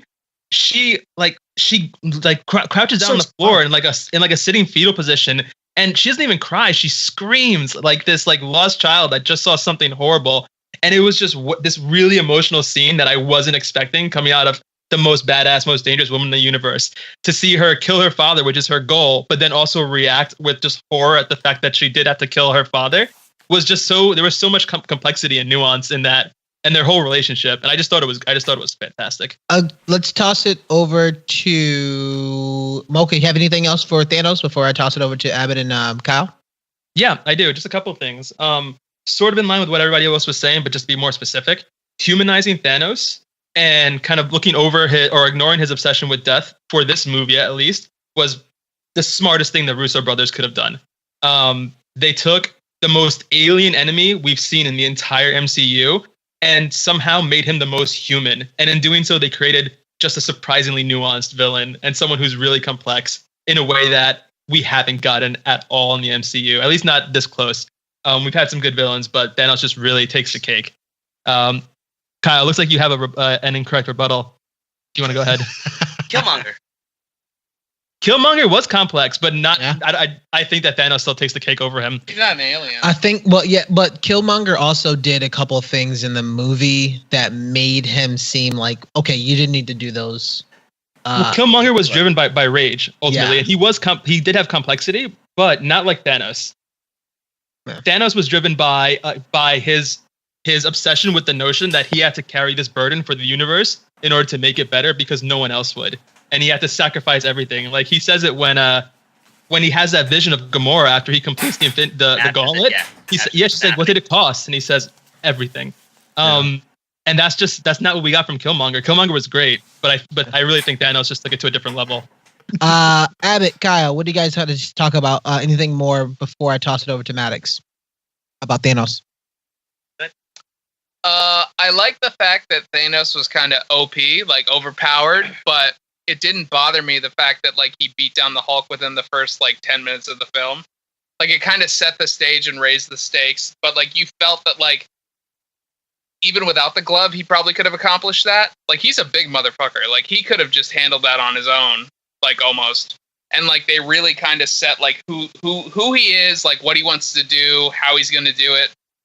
And I thought that was great, but also beyond that, the fact that like he is a full CG character just with Josh Brolin's face slapped on it was amazing. Like I've seen Josh Brolin in a lot of dramatic roles. I mean, he's played George W. Bush, for example. But like even just seeing him in like No Country for Old Men, like he can handle these roles and suddenly he's in a Marvel role and all you see is his face slapped on this giant purple grimace motherfucker and you're just like wow, you are really like even just with your face you're bringing it. Like you know like how to act this role even though someone else is moving for you or someone else is moving you along the scene, and it really worked. Like I wasn't distracted. There was no uncanny valley moment where I was like, oh, he's a computer generated guy, like I don't care about this guy. He was still very formidable, and I thought that was great for Thanos, and I thought it was handled very well. I was very skeptical at first because he looked a little different, and there's all those memes going around about how he like bleached his purple skin and all this stuff, but he was still very well accomplished in the movie, and I thought that his emotions came through, especially towards the middle to the end of the movie when the tears come through. Like it just really conveys his emotion, which I think for me is what usually blocks like the CG characters is like emotion, like the movement of the eyebrows. Yeah. Yo, add one thing. So, first of all, the detail was incredible. I noticed they had literally like eyelashes moving on their own when they'd zoom in on his face, which was unbelievable. The other thing is that this quest was definitely aided by the Infinity Stones, but his ego was still there. Like he knew he had to accomplish the goal, and he'd use any means necessary to get to the goal. But his ego prevented him from just going out and as soon as he got one Infinity Stone, just using it. Like he could have used the Infinity Stone, the Power Stone, to beat the Hulk, and he didn't. He just flat out wrecked him. And he only used them at the worst possible cases. Like he used the Soul Stone to get Strange. What was it? He used Reality Stone to trick the Guardians. Like he used them as a last. The Power Stone to rip the moon down from Titan. Oh, that part was so cool. Well, yeah, but that's just because he was super pissed. Like that was him acting out of pure rage. Right. You guys realize Titan's not that far away. That's just Saturn. That's like Saturn's moon. The thing is, Ego died in Guardians of the Galaxy too. Damn it, Rob! I was so close to making that. Beat you to it. This is usually where he says spoilers. But he no, I'm not saying spoilers. Fuck you guys. Not Guardians you, Rob. I'm too. talking like Warren. Oh, yeah, fuck you, Warren. No spoilers. Ego dies. We can all go with a good old F you, Warren. But the thing is... Ego the living planet. You can't say no spoilers when we started we're in the no spoiler or the spoiler full section of this podcast. We gave you a minute to get away. On your ears. The big thing is though that Thanos did take on every single challenge by himself if he could, and only resorted to this like the MacGuffin if he needed to, which I thought was very telling on that character. That's a good call out. MacGuffin Maddox? sounds like a delicious breakfast sandwich. Just saying. I mean, they're not bad. I mean, pretty much what everybody else has already said. I was really skeptical that Thanos was going to be a good villain. Just from previous like end of credit scenes and the trailers, I thought it was going to be kind of a CGI mess, and it wasn't going to be that good of a character. But I was surprised. Kind of on Lewitt's point about his ego, I thought that was important because it worked in that his character wasn't overpowered. Because like he could have like killed people along the way, but he left a lot of them alive throughout the movie. He could have killed like all the Guardians and whatnot, and not had to worry about them later. When he turned Star-Lord's gun to bubbles and then just says, "I like you," and then disappeared. Yeah. Oh, it was so cold. I was a little bit surprised when Drax and Mantis like got turned back. I thought he was going to leave them like that. So I think it speaks a lot to his character in that he's really full of himself, and he just thought that they wouldn't present a problem later on. And I mean, he got his way, so they didn't. But I thought that was an interesting way to take his character. It also like highlights too his notion that what he's doing is about justness and balance. Yeah. Like he was powerful enough to kill anyone who got in his way, like you said, but he didn't kill people unnecessarily because he felt that the only proper way to kill people was to do it at random, and that's how that would be fair. He wasn't cruel for the sake of being cruel, even though he would do incredibly fucked up shit. It wasn't like most of the time, it wasn't just to be an asshole. It's almost like Marvel's Two-Face. Flip a coin. Beyond that, he also shows respect for several of the Avengers. Yeah. Like throughout the entire film, I like you, I respect you, I respect that. Like he says that to several characters throughout. He tells Tony, like, I hope they remember your name. Dude, what fucking powerful supervillain in the universe is going to be like, I respect you. Okay, that's fine. I respect you. And then shut up, Warren. And then beyond that, like when he's just pushing down on Captain America towards the end of the movie, and you see Captain America like pushing back, you could see it in his face like, wow, what the fuck is happening right now? Well, Cap's the only one that gets strikes in. Cap like actually lands a couple blows, and none of the other Avengers do.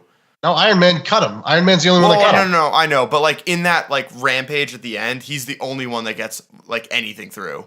Well, that's a callback. That's a callback to Walt. Though, Yeah. like that's how it happens with Cap. What about Thor gets, though? like, knocked out, and that's how he dies. But there's a part in one of the comics where Captain America is the only person left to fight Thanos. Yeah, what is it? Out. If I have a single breath in my body, you sound brave for a man that's about to die. I hope that happens in Avengers 4. Oh yeah, and then he'll die. Then he dances with Peggy, and then Mike Blewett is bawling his eyes out. It's gonna be nuts. Like his whole skull just like. I'm gonna toss it over to Kyle before we move on to our favorite section, theories about the future movies. So, Kyle. I'm glad it came here, especially after that part, because there is.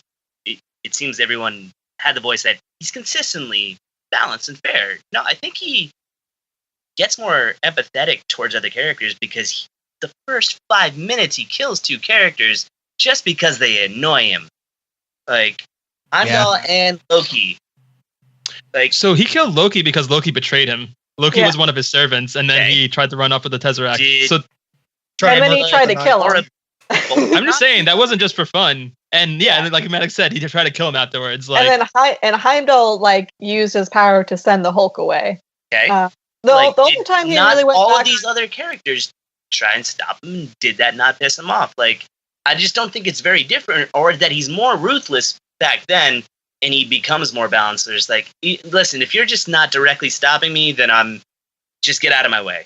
Well, keep this in mind too. When Thanos shows up on Thor's ship, that is the remainder of Asgard, right? So what's left of that planet is there. And then Thanos allows half of that group to leave, and then everyone else who's on that ship, he kills. That was part of his balance. Every world he went to, he killed half the population. It's just that for Asgard, there wasn't much of that population left. So he was just being in line with his mantra at that point. Yeah, at the beginning and before he starts getting the Infinity Stones, I mean, he's like, regular employee in the shit, and then he becomes upper middle management by the end. Promotion. So I got two things very quickly. One, Thor 2 is god awful. Not Let's just get that out there one more time. just because. So we had two. But it's got Kat Dennings in it. But didn't that establish And where Natalie one of the stones Portman. was? So it Reality established what the reality stone was, but in that movie, the reality stone was this big old red light into the sky, and Yeah. in Infinity War, they really showed what that stone is all about, and that just further drives home how terrible that movie is. Where the nowhere scene, like first of all, the what's it called, the Titan. I don't scene think was there's any cool. reality bending in the dark. The unfortunate part is they have what's his face, the Dark Elf. Malekith. Malekith is like a great bad guy. Like he's a great foil for Thor, but like he's just used very unfortunately. But like in the they could have movie. had the reality stone actually bend reality rather than being like a power It stone did. knockoff. It was really weak, but it did. When we first get introduced to the reality stone, it had created a connected portal from where it was to Earth, and it was causing physics to completely be bent and be nonsensical around it. That's why we had like the floating cars and the teleporting. Yeah, but then they But also it was a that was reality stone because that of the wasn't being convergence. wielded. It was No. just the radiating energy of it. Ryland, that was later on that it was because of the convergence, not originally. But they also they didn't separate that enough from the convergence that the reality stone to make I any agree. difference. Like it was like, how do you mess that up so hard? Because in Infinity War, the reality stone actually augmented reality. Whereas in Thor 2, it did nothing. Which So was I completely agree stupid. with you. Thor the Dark World, like fucked up on every single account, including with how it handled the reality stone. But I will say that no matter how they could have shown the effects of the reality stone in Thor 2, the point of Thanos actually being able to change reality the way he did was just showing that he was strong enough to be adept at using it. Sort of like the way they used the fight against Hulk in the beginning to set the stage for just how strong Thanos is. It's something similar can be said for the reality stone. But I agree, its display of powers in Thor: The Dark World was just another one of the many failures of that horrible movie. Yeah, and last point. Could we just, before we go into like predictions, could we just like celebrate the fact that Marvel Studios takes criticism real and like they actually do like a realistic way of responding? So there's three big things that you could say about the Marvel Cinematic Universe: color palette, music, and Number villains. 2, it's not DC. Right. Well, so DC tries to autocorrect way more than they need to. So we're not going to even touch that. But like, I will say this. This movie, starting from Doctor Strange, really, the color palette has been incredible. Like, very diverse. The worlds have looked so unbelievably different. The music in this one, Silvestri's score was unbelievable. Like, the fact that the credits, they didn't do anything visual and they just had Silvestri's score was like a testament to how great that man's work was.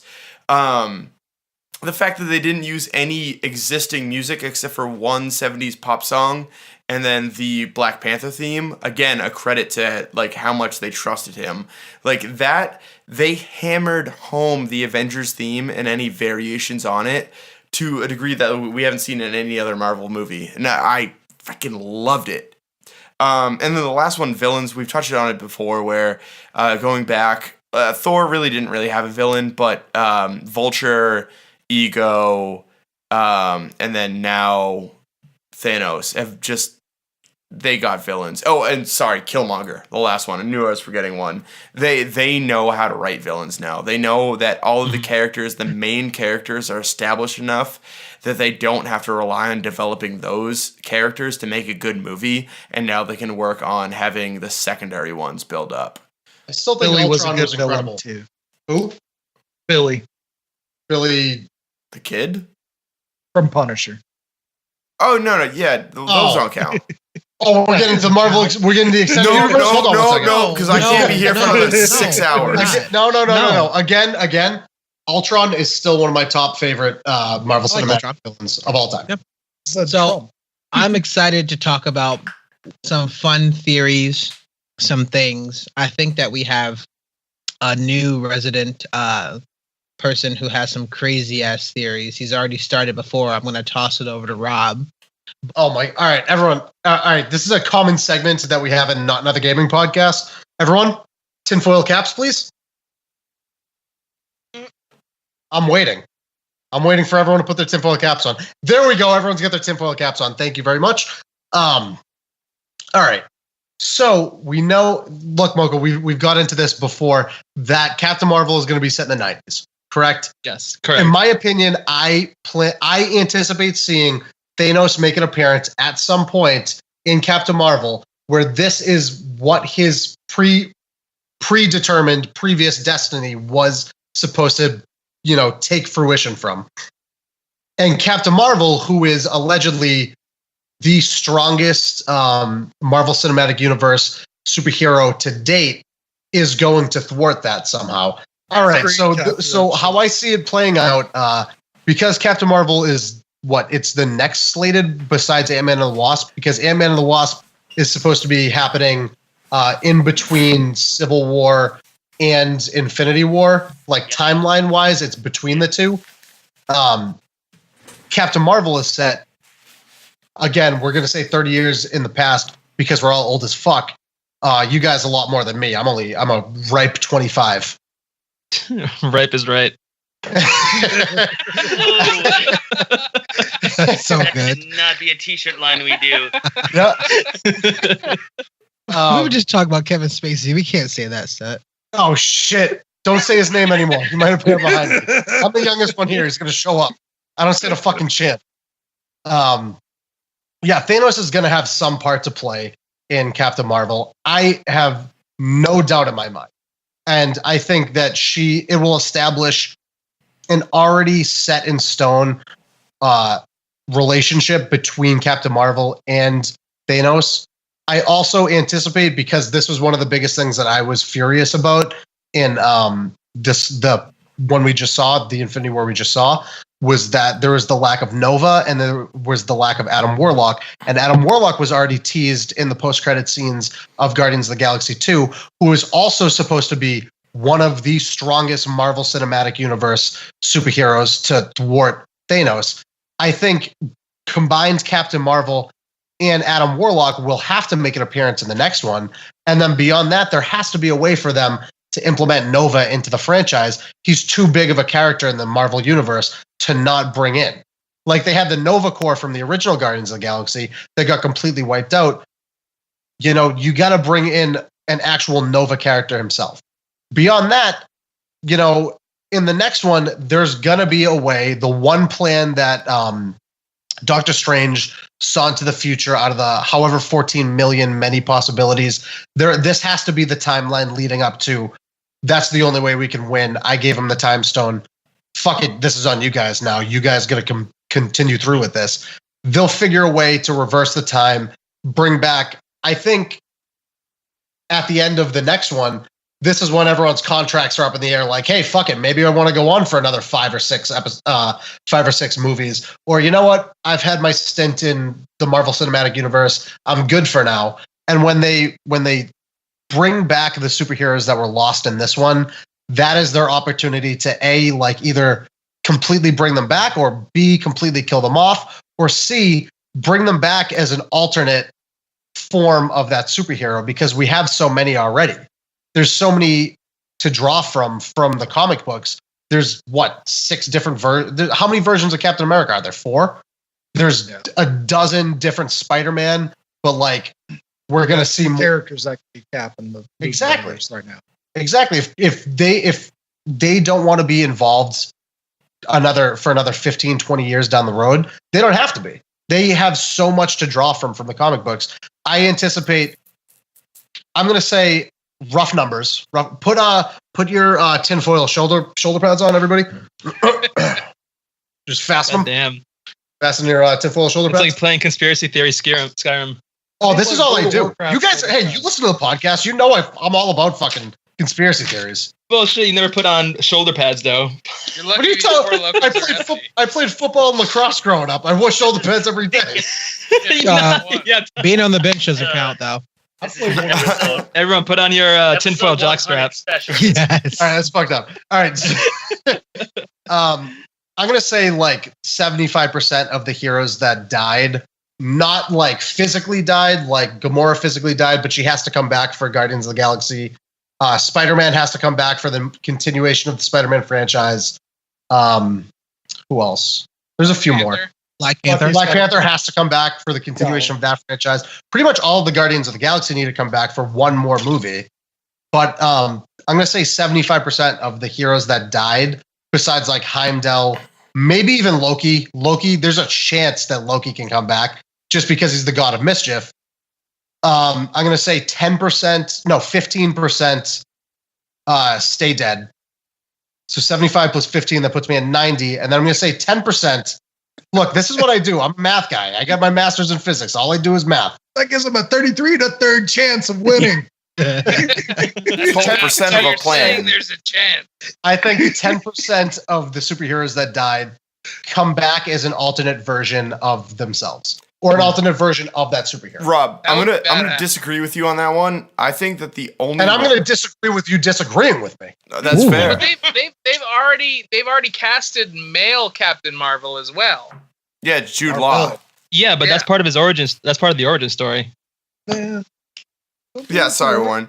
I know. I wasn't gonna say it, and then you said it. And I was like, oh no, Warren. Yes, cup we your haven't gone ears. again. So Rob, the thing about this one is, I think the only one that is actually constrained is Doctor Strange. Like, Doctor Strange is set up as the villain, or like the counterpart to Mordo for the next one, whereas you could do Guardians of the Galaxy and just inject Iron Man and Thor, and then add one cosmic person like Richard Rider. Well, no, that doesn't make sense because the whole purpose of Guardians of the Galaxy 3 is to put more of a focus on Gamora and not the rest of the Guardians. It's still focused around. Really? 'Cause Warren, take your headset off one more time. I heard James Gunn. Sorry, go ahead.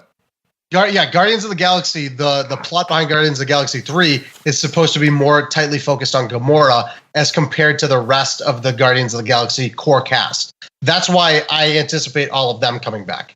Interesting, because I heard that it was going to be most of the characters do not come back for 3. So I heard it was going to be. Thanks. We'll find out when it comes out. I heard the We'll circle back. We'll circle back at Guardians of the Galaxy 3 when I have all these predictions right. All of my fucking tinfoil. So you could have Nebula and then Rocket and Tony Stark. Tony Stark was in the Guardians of the Galaxy in the comics.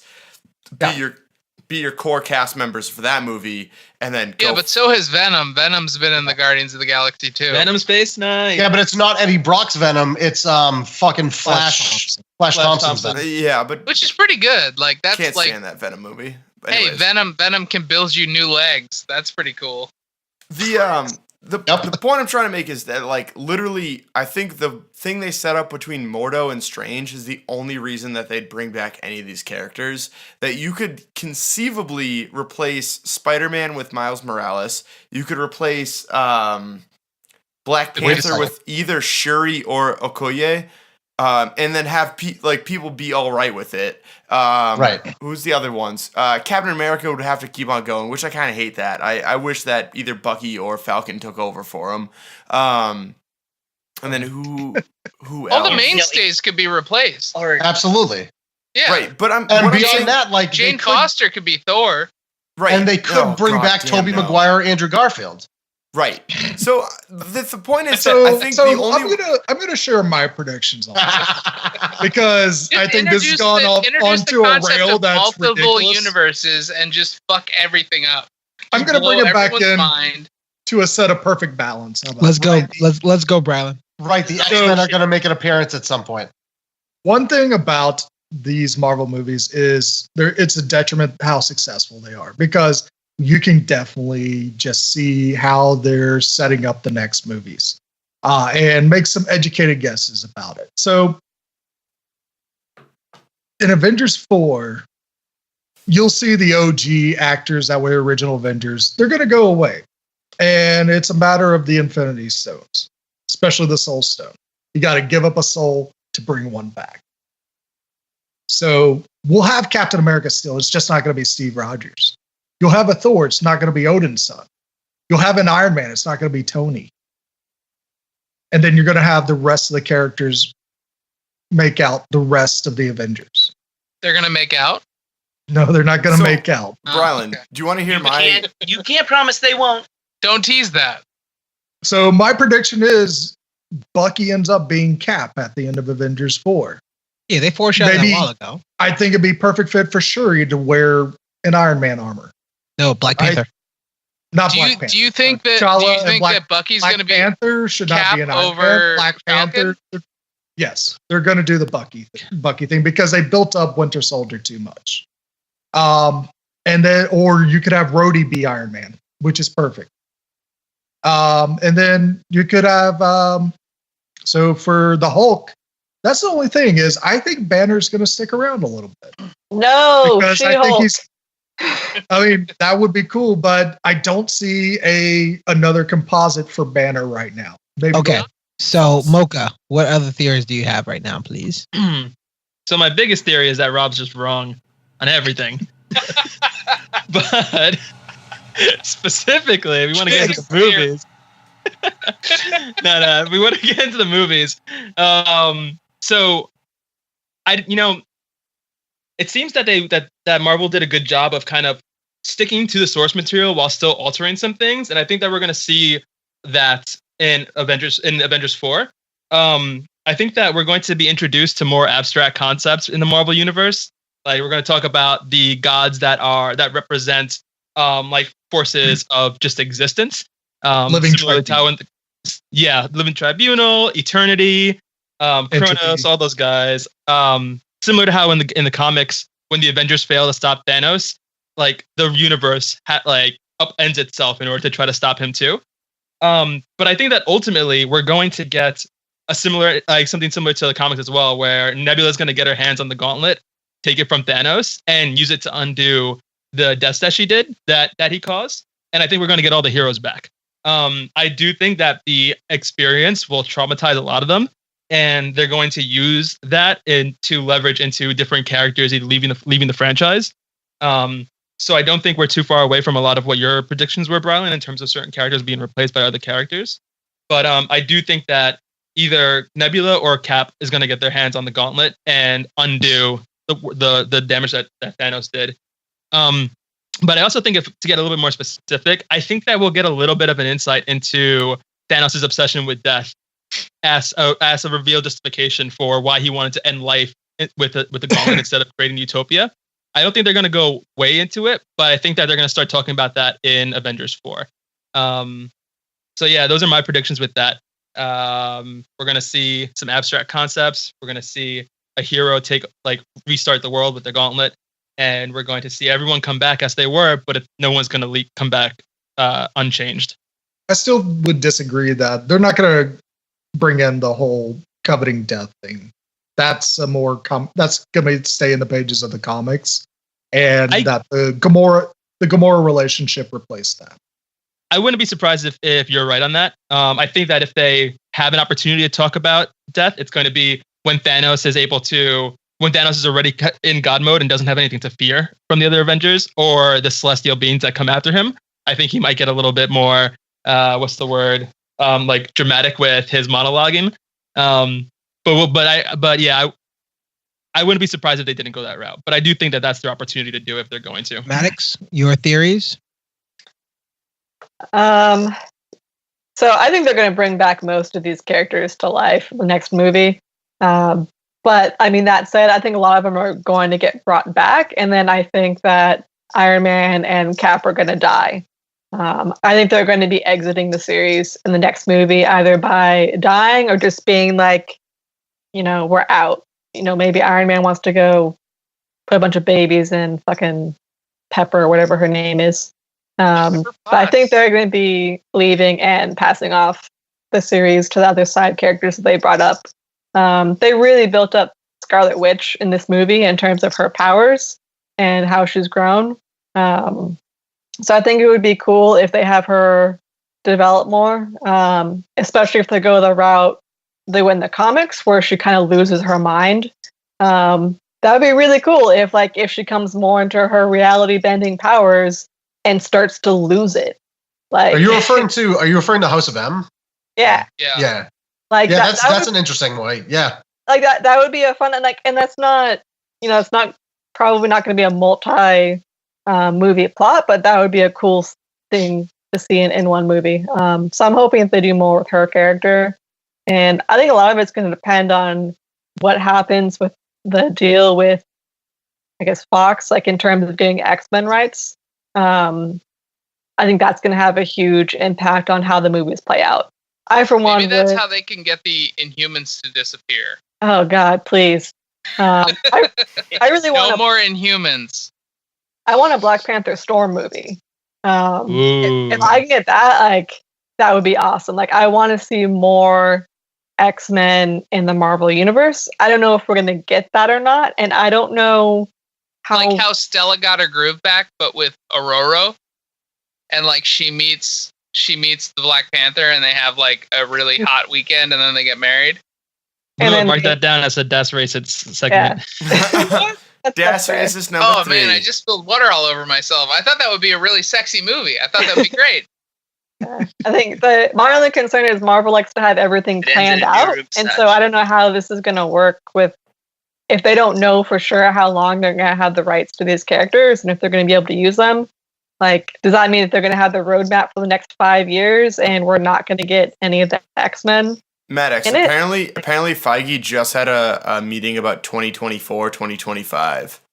Just now. A week ago. He was just I just got out of a meeting. We discussed what happens in 2024. We're not even going to be alive at that point. Oh, yeah. No. We're already old as shit. We're not going to make it to that. We're not going to live. You're all are already old as shit, you mean. Yeah, Speak for yourselves, old timers. I'm taking my you vitamins. are not 24. I just want my Rogue Gambit movie. That's all I fucking want. Is I want to have Rogue Gambit number 5 comes out tomorrow. But let's not be Channing Tatum though. I want Channing Tatum just for the eye candy. Channing Tatum as Rogue is a good Gambit. Channing Tatum is below Charlie Hunnam. Channing Tatum as Gambit. It's like the rest of the Hunnam as universe. Rogue. Oh man. Jesus. Kyle, Abbott, you guys have any theories? Oh God. Most of the ones that I wanted to hear is the ones that I brought up when I asked, what's his motives and how is he tied into everything? And a lot of that was covered there. So that was the discussion I wanted to have. Yo. I personally want more. I want more Red Skull. I want Adam Warlock. Obviously, I want more Captain Marvel, which they say essentially they're going to deliver. I want more, just more new characters introduced in the end. If they're going to kill off a bunch of characters, which I think they're going to do, I think they're going to basically reintroduce a lot of the characters they kill off, because they're not going to kill off a lot of these new characters that they've basically dissolved in this movie. They're not going to do it. That would be dumb. That's not going to make money for them. So they're going to bring them back, and then they're going to introduce some new characters so that they can kill off Cap and Iron Man. This just makes sense business-wise. And this is how money works. So I'm excited to see who they bring in. If they do bring in Captain Marvel, if they do bring in Adam Warlock, if they do bring in, for example, Beta Ray Bill as a small kind of cameo, that would be cool. Because then we could get a Thor that passes off Stormbreaker to pick up Yarnborn, and that would be a cool side story. Because Yarnborn is really cool. It's like a hammer and an axe. I thought they did a bit of Beta Ray Bill. Oh, that was his face is on in Ragnarok. Yeah, he's one of the champions. Yeah. Sculpted into. So they did. Okay, Ragnarok, that's what I thought. Okay. Yeah, but so technically in real life. Technically, real life, he's a on the canon screen. character in the MCU. If he's put up onto the fucking pedestal out there. But the moment where Thor passes that, the weapon that he basically went to all these lengths to beat Thanos with, and he passes it on to Beta Ray Bill, that would be a great moment committed to film. Isn't that that would be amazing? Isn't Stormbringer technically Beta Ray Bill's weapon? Yes. Yeah. Yeah, exactly. Yeah. So then he needs to pass that on to Beta Ray Bill, and then he needs to get Yornborn, which is basically Mjolnir +1.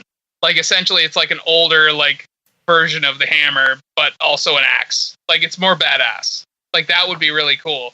And then also so many other things. Like again, like Maddox and I talked about this. Like I think it would be really great if we see a transition where the Marvel universe isn't dominated by men. I think as soon as Captain Marvel comes in and sort of takes over, I think there's this great, in the comics, there's been this great conversation between Captain Marvel and Captain America where they're like, well, actually, who has the outranking position? And they kind of joke about it, but really it's technically Captain Marvel, because Captain America never really made anything past private, because he was only made Captain America because he got the injection of the super serum. But he was still technically a private. Like, things like that I think would be amazing. If, you know, Captain Marvel comes in, She-Hulk comes in, like Lady Thor comes in, like all these women kind of take over. Kamala I think that Khan. would be amazing if we see that kind of happen over the next few years. That would be incredible. So that's where I see things going. If Captain Marvel rolls in at one point and like Bruce Banner is off the scene, I'm like, oh damn, I wish we had a Hulk right now. And she's like, oh, I have a Hulk. And like Jennifer just like comes strolling in and is like, oh hey, what's up? Like I want She-Hulk. She's so much more interesting than fucking Bruce Banner. I Hulk out at least once a month.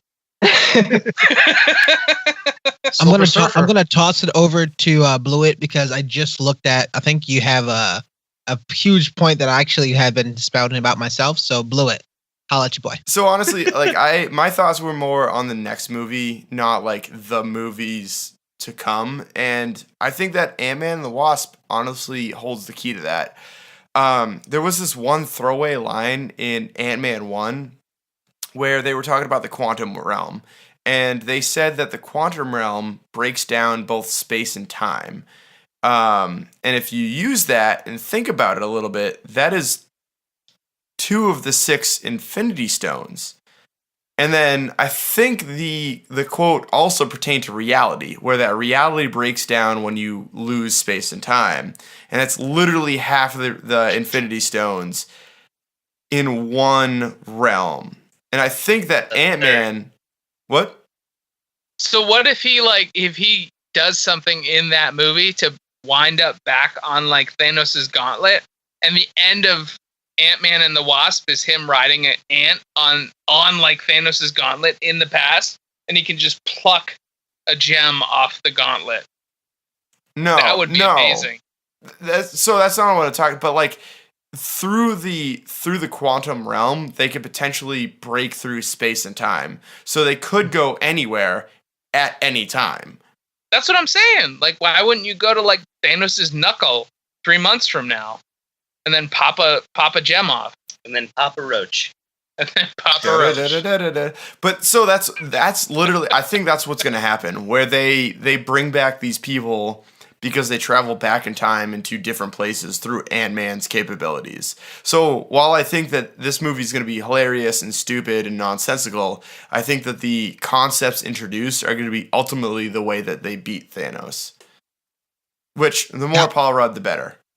That's what I actually was talking about, of how I think the way that I was looking at it is, I don't know what's going to happen, obviously, in the this next Ant-Man movie, but it had something to do with what they mentioned in Ant-Man #1 of literally going and exploring the microverse, and that's going to be a key of how Ant-Man and potentially the Wasp, right, are going to be a part of this next battle, and that same exact thing, or this is how they avoided death. This is how they avoided being like eradicated, is because they were in the microverse. That's therefore it's a different universe, and it didn't really affect them. Same universe, different dimension. But it will be interesting if they use actual physics to beat infinity. You know, like the only way to realistically, nothing beats an Infinity Stone. But if you can physics, you say. But if you can, yeah, right. But if you can, puts on his cape. If you can bend physics, you might be able to, like, you know, the whole thing about space, like hyperspace is that we don't actually travel in a straight distance. It's you bend time to bend the distance. Like, if you can break physics, you can break infinity. And I think that's what you're going to see explored in Ant-Man versus the Wasp. It's the opposite. You don't you bend the distance to bend to change the time.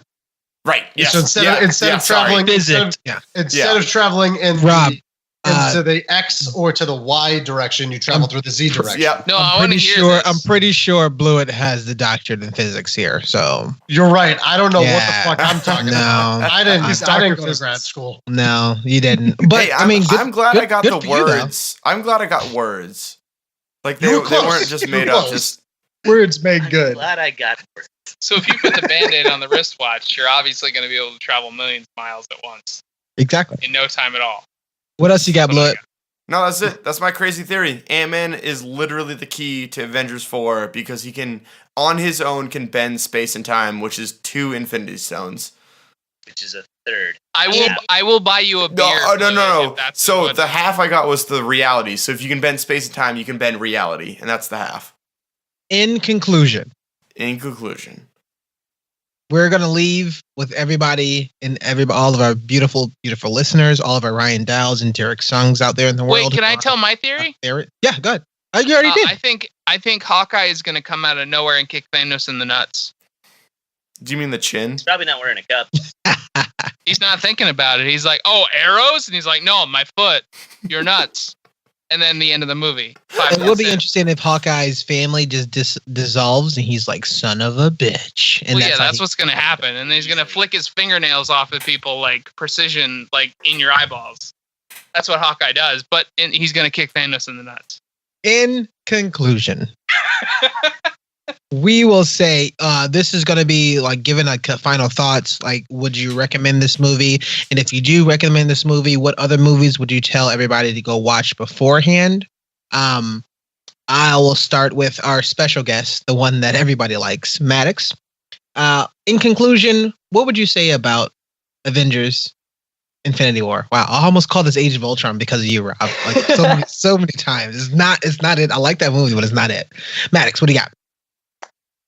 I'm really impressed that Marvel was able to pull this off. I mean, nobody's ever done something like this before. Like, they have been building up this movie for the past decade, introducing characters in their own movies, and then having those characters interact with other characters in other movies just to build up to this. Like, that is insane, and I am so happy that it didn't suck. Everything in it just worked so well. So I think everybody should go and see it. Rob. The movie was absolutely fucking incredible. I want so badly to. That comes out in June. Incredibles 2? Is that what you're referring to? Yes, it's a bad joke. Is that the joke you're trying to make? Because it was terrible. That was the opposite of incredible. Fuck you, joke. Warren. It was Fuck fucking you. terrible. The Terribles coming soon. Yeah, The Terribles. Brought to you by Warren. Like I was saying, before I was interrupted by such a terrible joke. Movie was incredible. I want to give it a 10 out of 10 for the fact that Disney and Marvel said, fuck it, we are actually going to let Thanos snap his finger and destroy half of the universe, because that's just bold. That's fucking bold. Nobody really thought that they were going to go through with it. And they said, you know what? Fuck your expectations. We are going to go through with it. So I want to give it a 10 out of 10 for that sheer fact. But then I want to give it a 9 because I'm really upset that they didn't introduce new characters. Again, like Adam Warlock or Nova, and they're waiting for Captain Marvel for the next movie. And that they didn't introduce anybody from the extended universe, where they had so many opportunities to just quick little cameo, Daredevil kick someone in the face, and he's gone. And he's just fucking gone afterwards. That's it. That's all I needed. So I want to give it a 9. But I'm not. I'm going to split it down the middle at 9.5 out of 10. Movie was great. Mocha. So, my final thoughts for this movie is that more than anything else we've seen in the MCU, this film was a love letter to the fans. It was a love letter to all the fans who have been there since 2008's Iron Man. It was a love letter to all the fans who've been reading comics.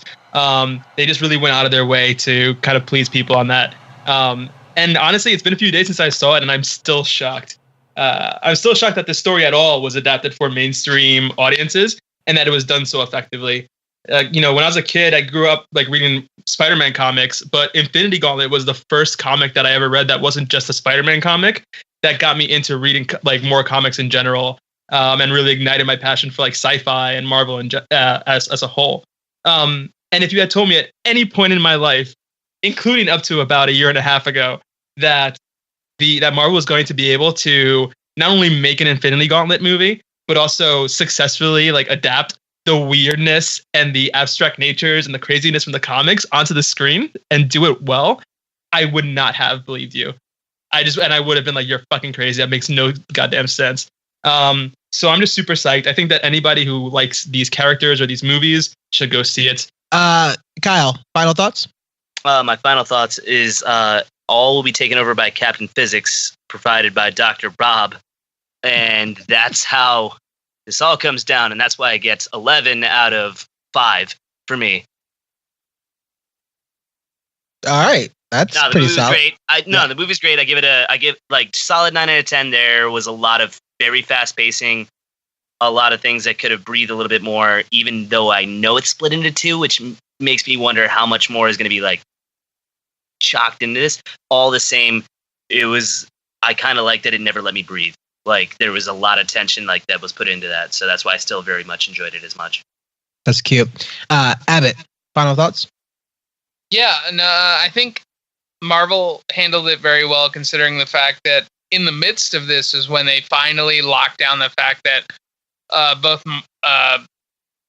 Fox and Sony had sort of bent their will, and they sort of at this point have access to all the characters that they need for the most part, but it's not going to be a year or two until they're actually able to access fully Spider-Man and the X-Men and the Fantastic Four and things like that. Like, for example, replacing the Herald of Galactus with Hulk was very bold, and I think that was really cool to sort of have that Bruce Banner moment rather than the Silver Surfer being like, oh shit, Thanos is on his way. Oh, you guys got to look out. And suddenly it's the Hulk very humbled in this moment where he tells everybody, like, that almost like doubles the stakes. In the comic, you're like, oh shit, like Silver Surfer was still flung across the galaxy to tell you these things. But when it's the Hulk, it's very terrestrial. You kind of get that feeling of like he's the strongest person on Earth and he's still terrified. And that's great. And I think that really builds things up for the people who've been watching these movies over the last 10 years. But ultimately, I think that going forward, the next few movies over the next few years, considering how they're going to handle things, is going to be very interesting. And I think that we might actually wind up seeing the Silver Surfer, or we might actually wind up seeing the Fantastic Four interact with these characters. And that's very exciting. And I think that unlocking these things through this event, it is an event. Like, that's how they used to call it in the comics. Like, now it's like a movie event. And I think that going forward, things are just going to get more complex, and it's sort of normalizing the regular film viewing audience to these things. And I think that's really great because it's going to make them more apt to accept these things versus having to read 12 different comics in the week that comes in. They're just going to be able to see 1 or 2 movies and be like, okay, I'm ready for the next one. And I'm very excited for that. And I'm very excited to see where they go after this, after especially the folks who come into this seeing only just the movies and being like, oh, they just killed off all my favorite characters. It's like, no, they're okay. You're fine. Like, someone like me can see that and be like, they'll be back, but like, wait till you see what they do to your actual favorite characters next year. Like, I'm excited. I'm excited dually to see how the people react. The people who did grunt and kind of moan when they did kill off some of their favorite characters this time, see how they react to the characters who've been there for years next year. Like, 2019 is going to be the year of the groan. They're going to see, yeah, exactly. They're going to see the follow-up. They're going to see Avengers 4, and then that's when you're really going to see the, oh shit moment. Like, everybody thinks that this movie was heavy. Wait until they see the next Avengers. That's what I'm excited for, and that's what this movie was for. It's a great movie. See it, no matter what. Go out of your way, see it. But next year is going to be, just prepare for it. Because it's going to be great, but it's going to be doubly as heavy as you think this movie is. The only thing I want in this next movie is more death. Yeah. I mean, we don't have to have Thanos and death. Like, that I don't think is necessary. I think they did a very masterful way of kind of negating that. But I think that we do have to kill more people. We do have to kill more characters. We do have to weight it up a little bit. Yeah. I'm going to toss it to Bradley. Yeah, so just to piggyback off of what everybody said, like after 10 years of building up to this moment, it's a fantastic moment, and they definitely bring it to life as well as you could expect. Josh Brolin, he brings it as Thanos. We've got a new complex character that, even if he gets defeated, I hope comes back in some capacity in the future as well. The biggest thing I would say is an issue with this movie is I've seen a couple different reactions to this film. Those that I know who have followed the MCU since its inception and are hardcore invested in it, they love this movie to no end. Anybody where this might have been they tagged along just to go see a movie, they said, yeah, that was a lot of fun and excitement, but I don't know what's going on. So you kind of have to see those movies in order to watch this film. There is no skipping any of the films. Even Incredible Hulk you have to watch to get to this moment. But it's an incredible culmination, incredible, just bringing a significant, one unique point to this Marvel universe that's been developed. Blueberry. And I hope Avengers 4 is called Avengers Assemble. Blueberry. I can second those sentiments. I really hope it's Avengers Assembled. They need that recombination of Stark and Rogers. This was a perfect range of emotions for me. I don't think I've ever seen a movie where I've laughed as hard as I have. I've nearly come to tears in some scenes, and then I was also blown away by the action. Usually a good movie will do one of those three things, and it did all of them. I really didn't think that Civil War could be beaten by, for best comic book movie out there, but this did it. It's still up there on whether it's a better movie than Logan or Dark Knight, but this was it. This is the best comic book movie, pure comic book movie that's ever been made. Absolutely. I mean, it's and I know we had talked about it, and I thought about posing that question, but I didn't think it's not the right time for it, because I think this goes into a different sort of category entirely, because it's such an ensemble movie that it's a little bit different. But yeah, I mean, I'm gonna go off of everybody. Yeah, well, not only that, but because you can't even put this as if you rank your top 10, or if you rank the MCU movies or rank the Marvel movies, you can't really, because this is just about, and I think you mentioned this before, and Blue had mentioned this too. There's a bit of piece of each and every one of these movies. Even so, they've gotten the directors. I don't know if they got Taika Waititi, but they've gotten the directors from the previous movies also to direct the film, the scenes from this movie. So it's it's a lot of mini movies, and then it's all crescendoed together, and they all kind of cohesively together with the Russo brothers. And it's kind of unfair to judge this movie personally, right? Because it's building off of, and it's using that feedback, and it's using all the information that they had from before into putting this piece of work out. So I don't know if you can I don't know if you can judge this fairly. That's my reasoning, but I love this movie. I'm going to literally echo everybody else. I'm not going to repeat everything that everybody said. The one thing I would say is I am glad that this movie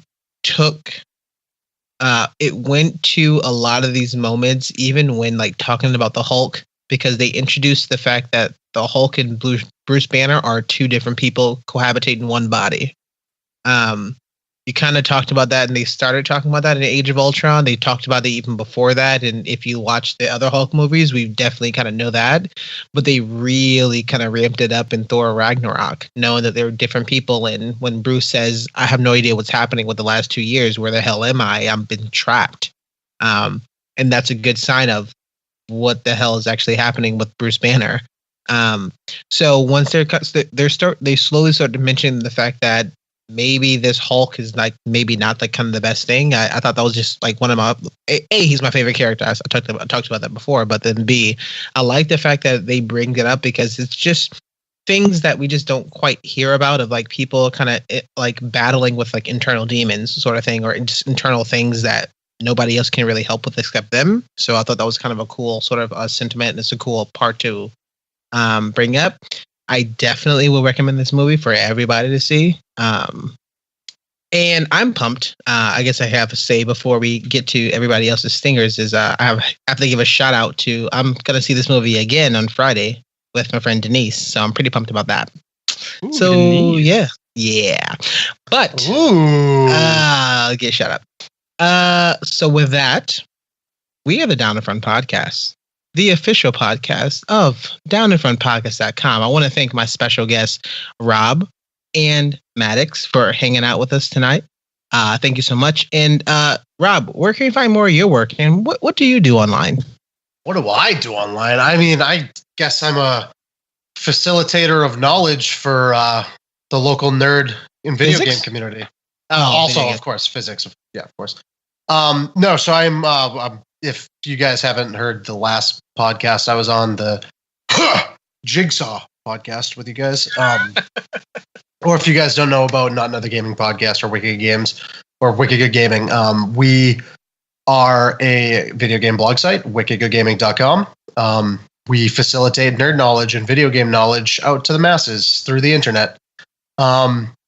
You can find us at Wicked Good Games on Twitter, at Wicked Good Gaming on literally everything else. And we also have our top trending video game podcast on Spotify currently, Not Another Gaming Podcast. Check us the fuck out. We do this shit every single week. We tend to have lovely guests on, several of which have come from the Down in Front Podcast. We got to get Mocha on. I've been telling the rest of the crew we were going to get Warren on as well. They both disagree wholeheartedly, saying, no, we can't. Fuck Warren. He'll never come on the podcast. Kyle has come on the podcast. So, yeah, check us out. It's a great podcast. Yeah. Fucking Oh my bitch. God. Thank you so much, Bryland. You were such a great guest. Thank you. But I'll yeah, just say, very warm reception, comfortable. yeah. So Plenty Wicked of Good Gaming, linens. wickedgoodgaming.com, at Wicked Good Games on Twitter, at Wicked Good Gaming for everything else. Not Another Gaming Podcast. And, thank you guys so much for having me on again. It was a blast. Yeah, we had a good time. I mean, I Next- will definitely, glad to have you. I will see you there for Deadpool and Ant-Man too. Yeah. But the thing is, I got to come back on for Captain Marvel so I can prove my point right and, flip everybody else off again. Like, fuck you guys. My tinfoil cap conspiracy theories are always true. And if you're I wrong, hope you're ready to watch that movie with me. I'll watch it. I will fucking watch. Oh, okay. Well, I like to be Big Spoon. All right. We'll work it out. well, Rob, as always, we enjoy seeing your face. Maddox, where can we find more of your work on the internet? Oh, I'm not cool. I don't have a podcast or blogging site or anything. I just argue with Abbott every day, constantly. Perfect. Maddox.com. Perfect. Well, we all argue with Abbott because he's always wrong, constantly. exactly. Yeah. Exactly. That's what I'm here for. Great. Brylan, where can you find more of your work? And what do you do? You can find me writing Hawkeye fanfic on Twitter at Bryland, BRILUND. Also put up many movie and TV reviews on Instagram from time to time at I am Bryland. And also when I'm not in California, I'm the host of the Gamescast, twitch.tv/Down-in-Front-Podcast. Wish I could do it over here in California if they release a Twitch client for the Switch. That'd be amazing. I would love that to happen Yes, it would. because there's a lot of great games that would definitely benefit from that. Mocha, how about you? You could Yeah. get a capture card for streaming. Yeah, I need money for that. Well, I know it's like $200, but $200 can go to something else. Like wine. Shit ton of mine. But word, you can find me on Twitter, snapping my finger at Internet Bullies, at Mocha Mike LI, as the Lord intended. Unfortunately, you cannot find me at Mocha Mike. The person who owns that username turned to Bubbles before he could pass it over to me. So unfortunately, it's out of my reach. But still, at Mocha Mike LI. You can also find me on Instagram at Mocha Mike, where I post a lot of my photography work, as well as at Mocha Mike on Medium.com, where I write some longer form reviews of the type of movies that we talk about here. Oh, nice. I'm tossing it to Kyle. But on Instagram and Twitter, it's both Kyle Kowalski, Kowalsky, where it's just random musings or photos or things going on with my band Actor Observer, which can be found at Actor Observer on both those formats as well. We just finished a tour. We are going to be releasing an album, and there's a lot more exciting things around that to be announced. They can't be announced just yet, and so step on into there to get all those updates. Nice, man. Thanks. Abbott. Yeah, you can find me on the feed on the Fear Boners episodes. I release those periodically. Every once in a while, we have a new one potentially coming out based around Bruce Campbell. But otherwise, on the internet, I am the Abs Man. That is ABBSMAN, not to be confused with the Ass Man. Otherwise, you'll get a lot of butts. And that's one Billy Gunn. It's true. It's not necessarily a bad thing if you like butts. That's perfectly fine. So it's a 50-50 roll. If you find me, cool. If you find a butt, that's fine. Either way, you're bound to win. So Google that shit. You're either going to find my face or a butt. You win either way. Nice. Click that I'm feeling lucky button. Does anybody click that button sometime? I haven't in a keyword decade. butt, BUTT. Okay. Is anyone's shirt still there? Well, you have to go to google.com to find it. And I don't think anyone actually types that anymore. Yeah. I type in google.com and then I go to AOL.com and then I log into my email. Let me Google that for you.com. Somebody asked Jeeves. Oh, jeez. Jeeves. Shredder, where can we find more of your work? And I think you have a show coming up. I hope you do. I do. I just have not posted about it online because it's too far in advance. We're playing in 3 nights. And 3 nights away? Yeah, it's 3. How will everyone remember? It's so far out there. This is, I think, going on our 5th month of having an EP imminently available. Yeah, it's kind of on me. I just gotta mix it. That's it. But yeah, My Noose is the name. Kind of looks like My Anus, but it's a little bit bigger because it's got a space in the middle. If you want to, it isn't. I'll leave it. If you want we lost Abbott. If you want to, you can reach out to us on email. It is, I believe that the snapping happened because I, Jesse Rand, have not spoken to a single woman in 7 months at gmail.com. It's a long one, so let me Power Stone. I believe that the snapping exists because I, Jesse Rand, have not spoken to a single woman in 7 months at gmail.com. Now you're just being hurtful. And we are the Down in Front podcast, and I would say happy birthday to Robin King, Brooke Boardman, Jesse Rand, and the beautiful Bryland. Happy birthday, man. Yeah. I know it's not your birthday quite yet where you at, but it is your birthday where we are. So happy fucking episode 100, baby. Bang, bang, bang, bang. That's right. You can find all of our work literally searching the Down in Front podcast. So check out our Twitter _DIFP. Check out our Facebook, facebook.com/Down in Front podcast. We're literally everywhere on the email. We have a website. On our website, we have the video teasers. We have some music from some original music from Blewett himself, as well as our bio. So go definitely check that out, downinfrontpodcast.com. And if you do want to kind of help us out in any and all support is like amazing. So definitely check out our Patreon, patreon.com/downinfrontpodcast for just $1, Bob. I mean, the price is on the can, right? Price is on the can. Price is on the can. Four Locos. Price is on the can, though. Very true. Four Locos. Are you guys yet sponsored by Arizona? We are working on it. They may. We're not working on shit. We're just saying they that may every or may week have and then not put a restraining order on us, but that's just a way of saying that they love us, right? True. That's what I think. Just to make the heart grow stronger. So we are the Down in Front podcast. We will say Thank you so much for hanging out. This is episode 100. We're super excited. Our birthday is coming up, so we will be going through in June for 3 whole years. So I'm super excited about that. So stay tuned for that. We're going to do something special, and maybe we even toss up some gifts. So who even knows? Who even knows? You better open up your wallet. Damn. Not for you. I was going to get for Rob and Maddox. Fuck all you Show all. me your wallet. Thank you so much, everybody, for hanging out with us. Thank you so much for everybody for listening. We will see you soon. Our next episode, we're not entirely sure, just because there's so much stuff going into the summer movies that's already started in April. Thank you, Marvel, and thank you, Disney. So definitely kind of keep an eye out. We're going to be pushing out more and more content as we always do. With that, we will say so long, farewell, Avita say get drunk. And we'll see you later. Adios. Oh, that's what Ultron Destiny felt comes like. for us all. Bye. 100, baby.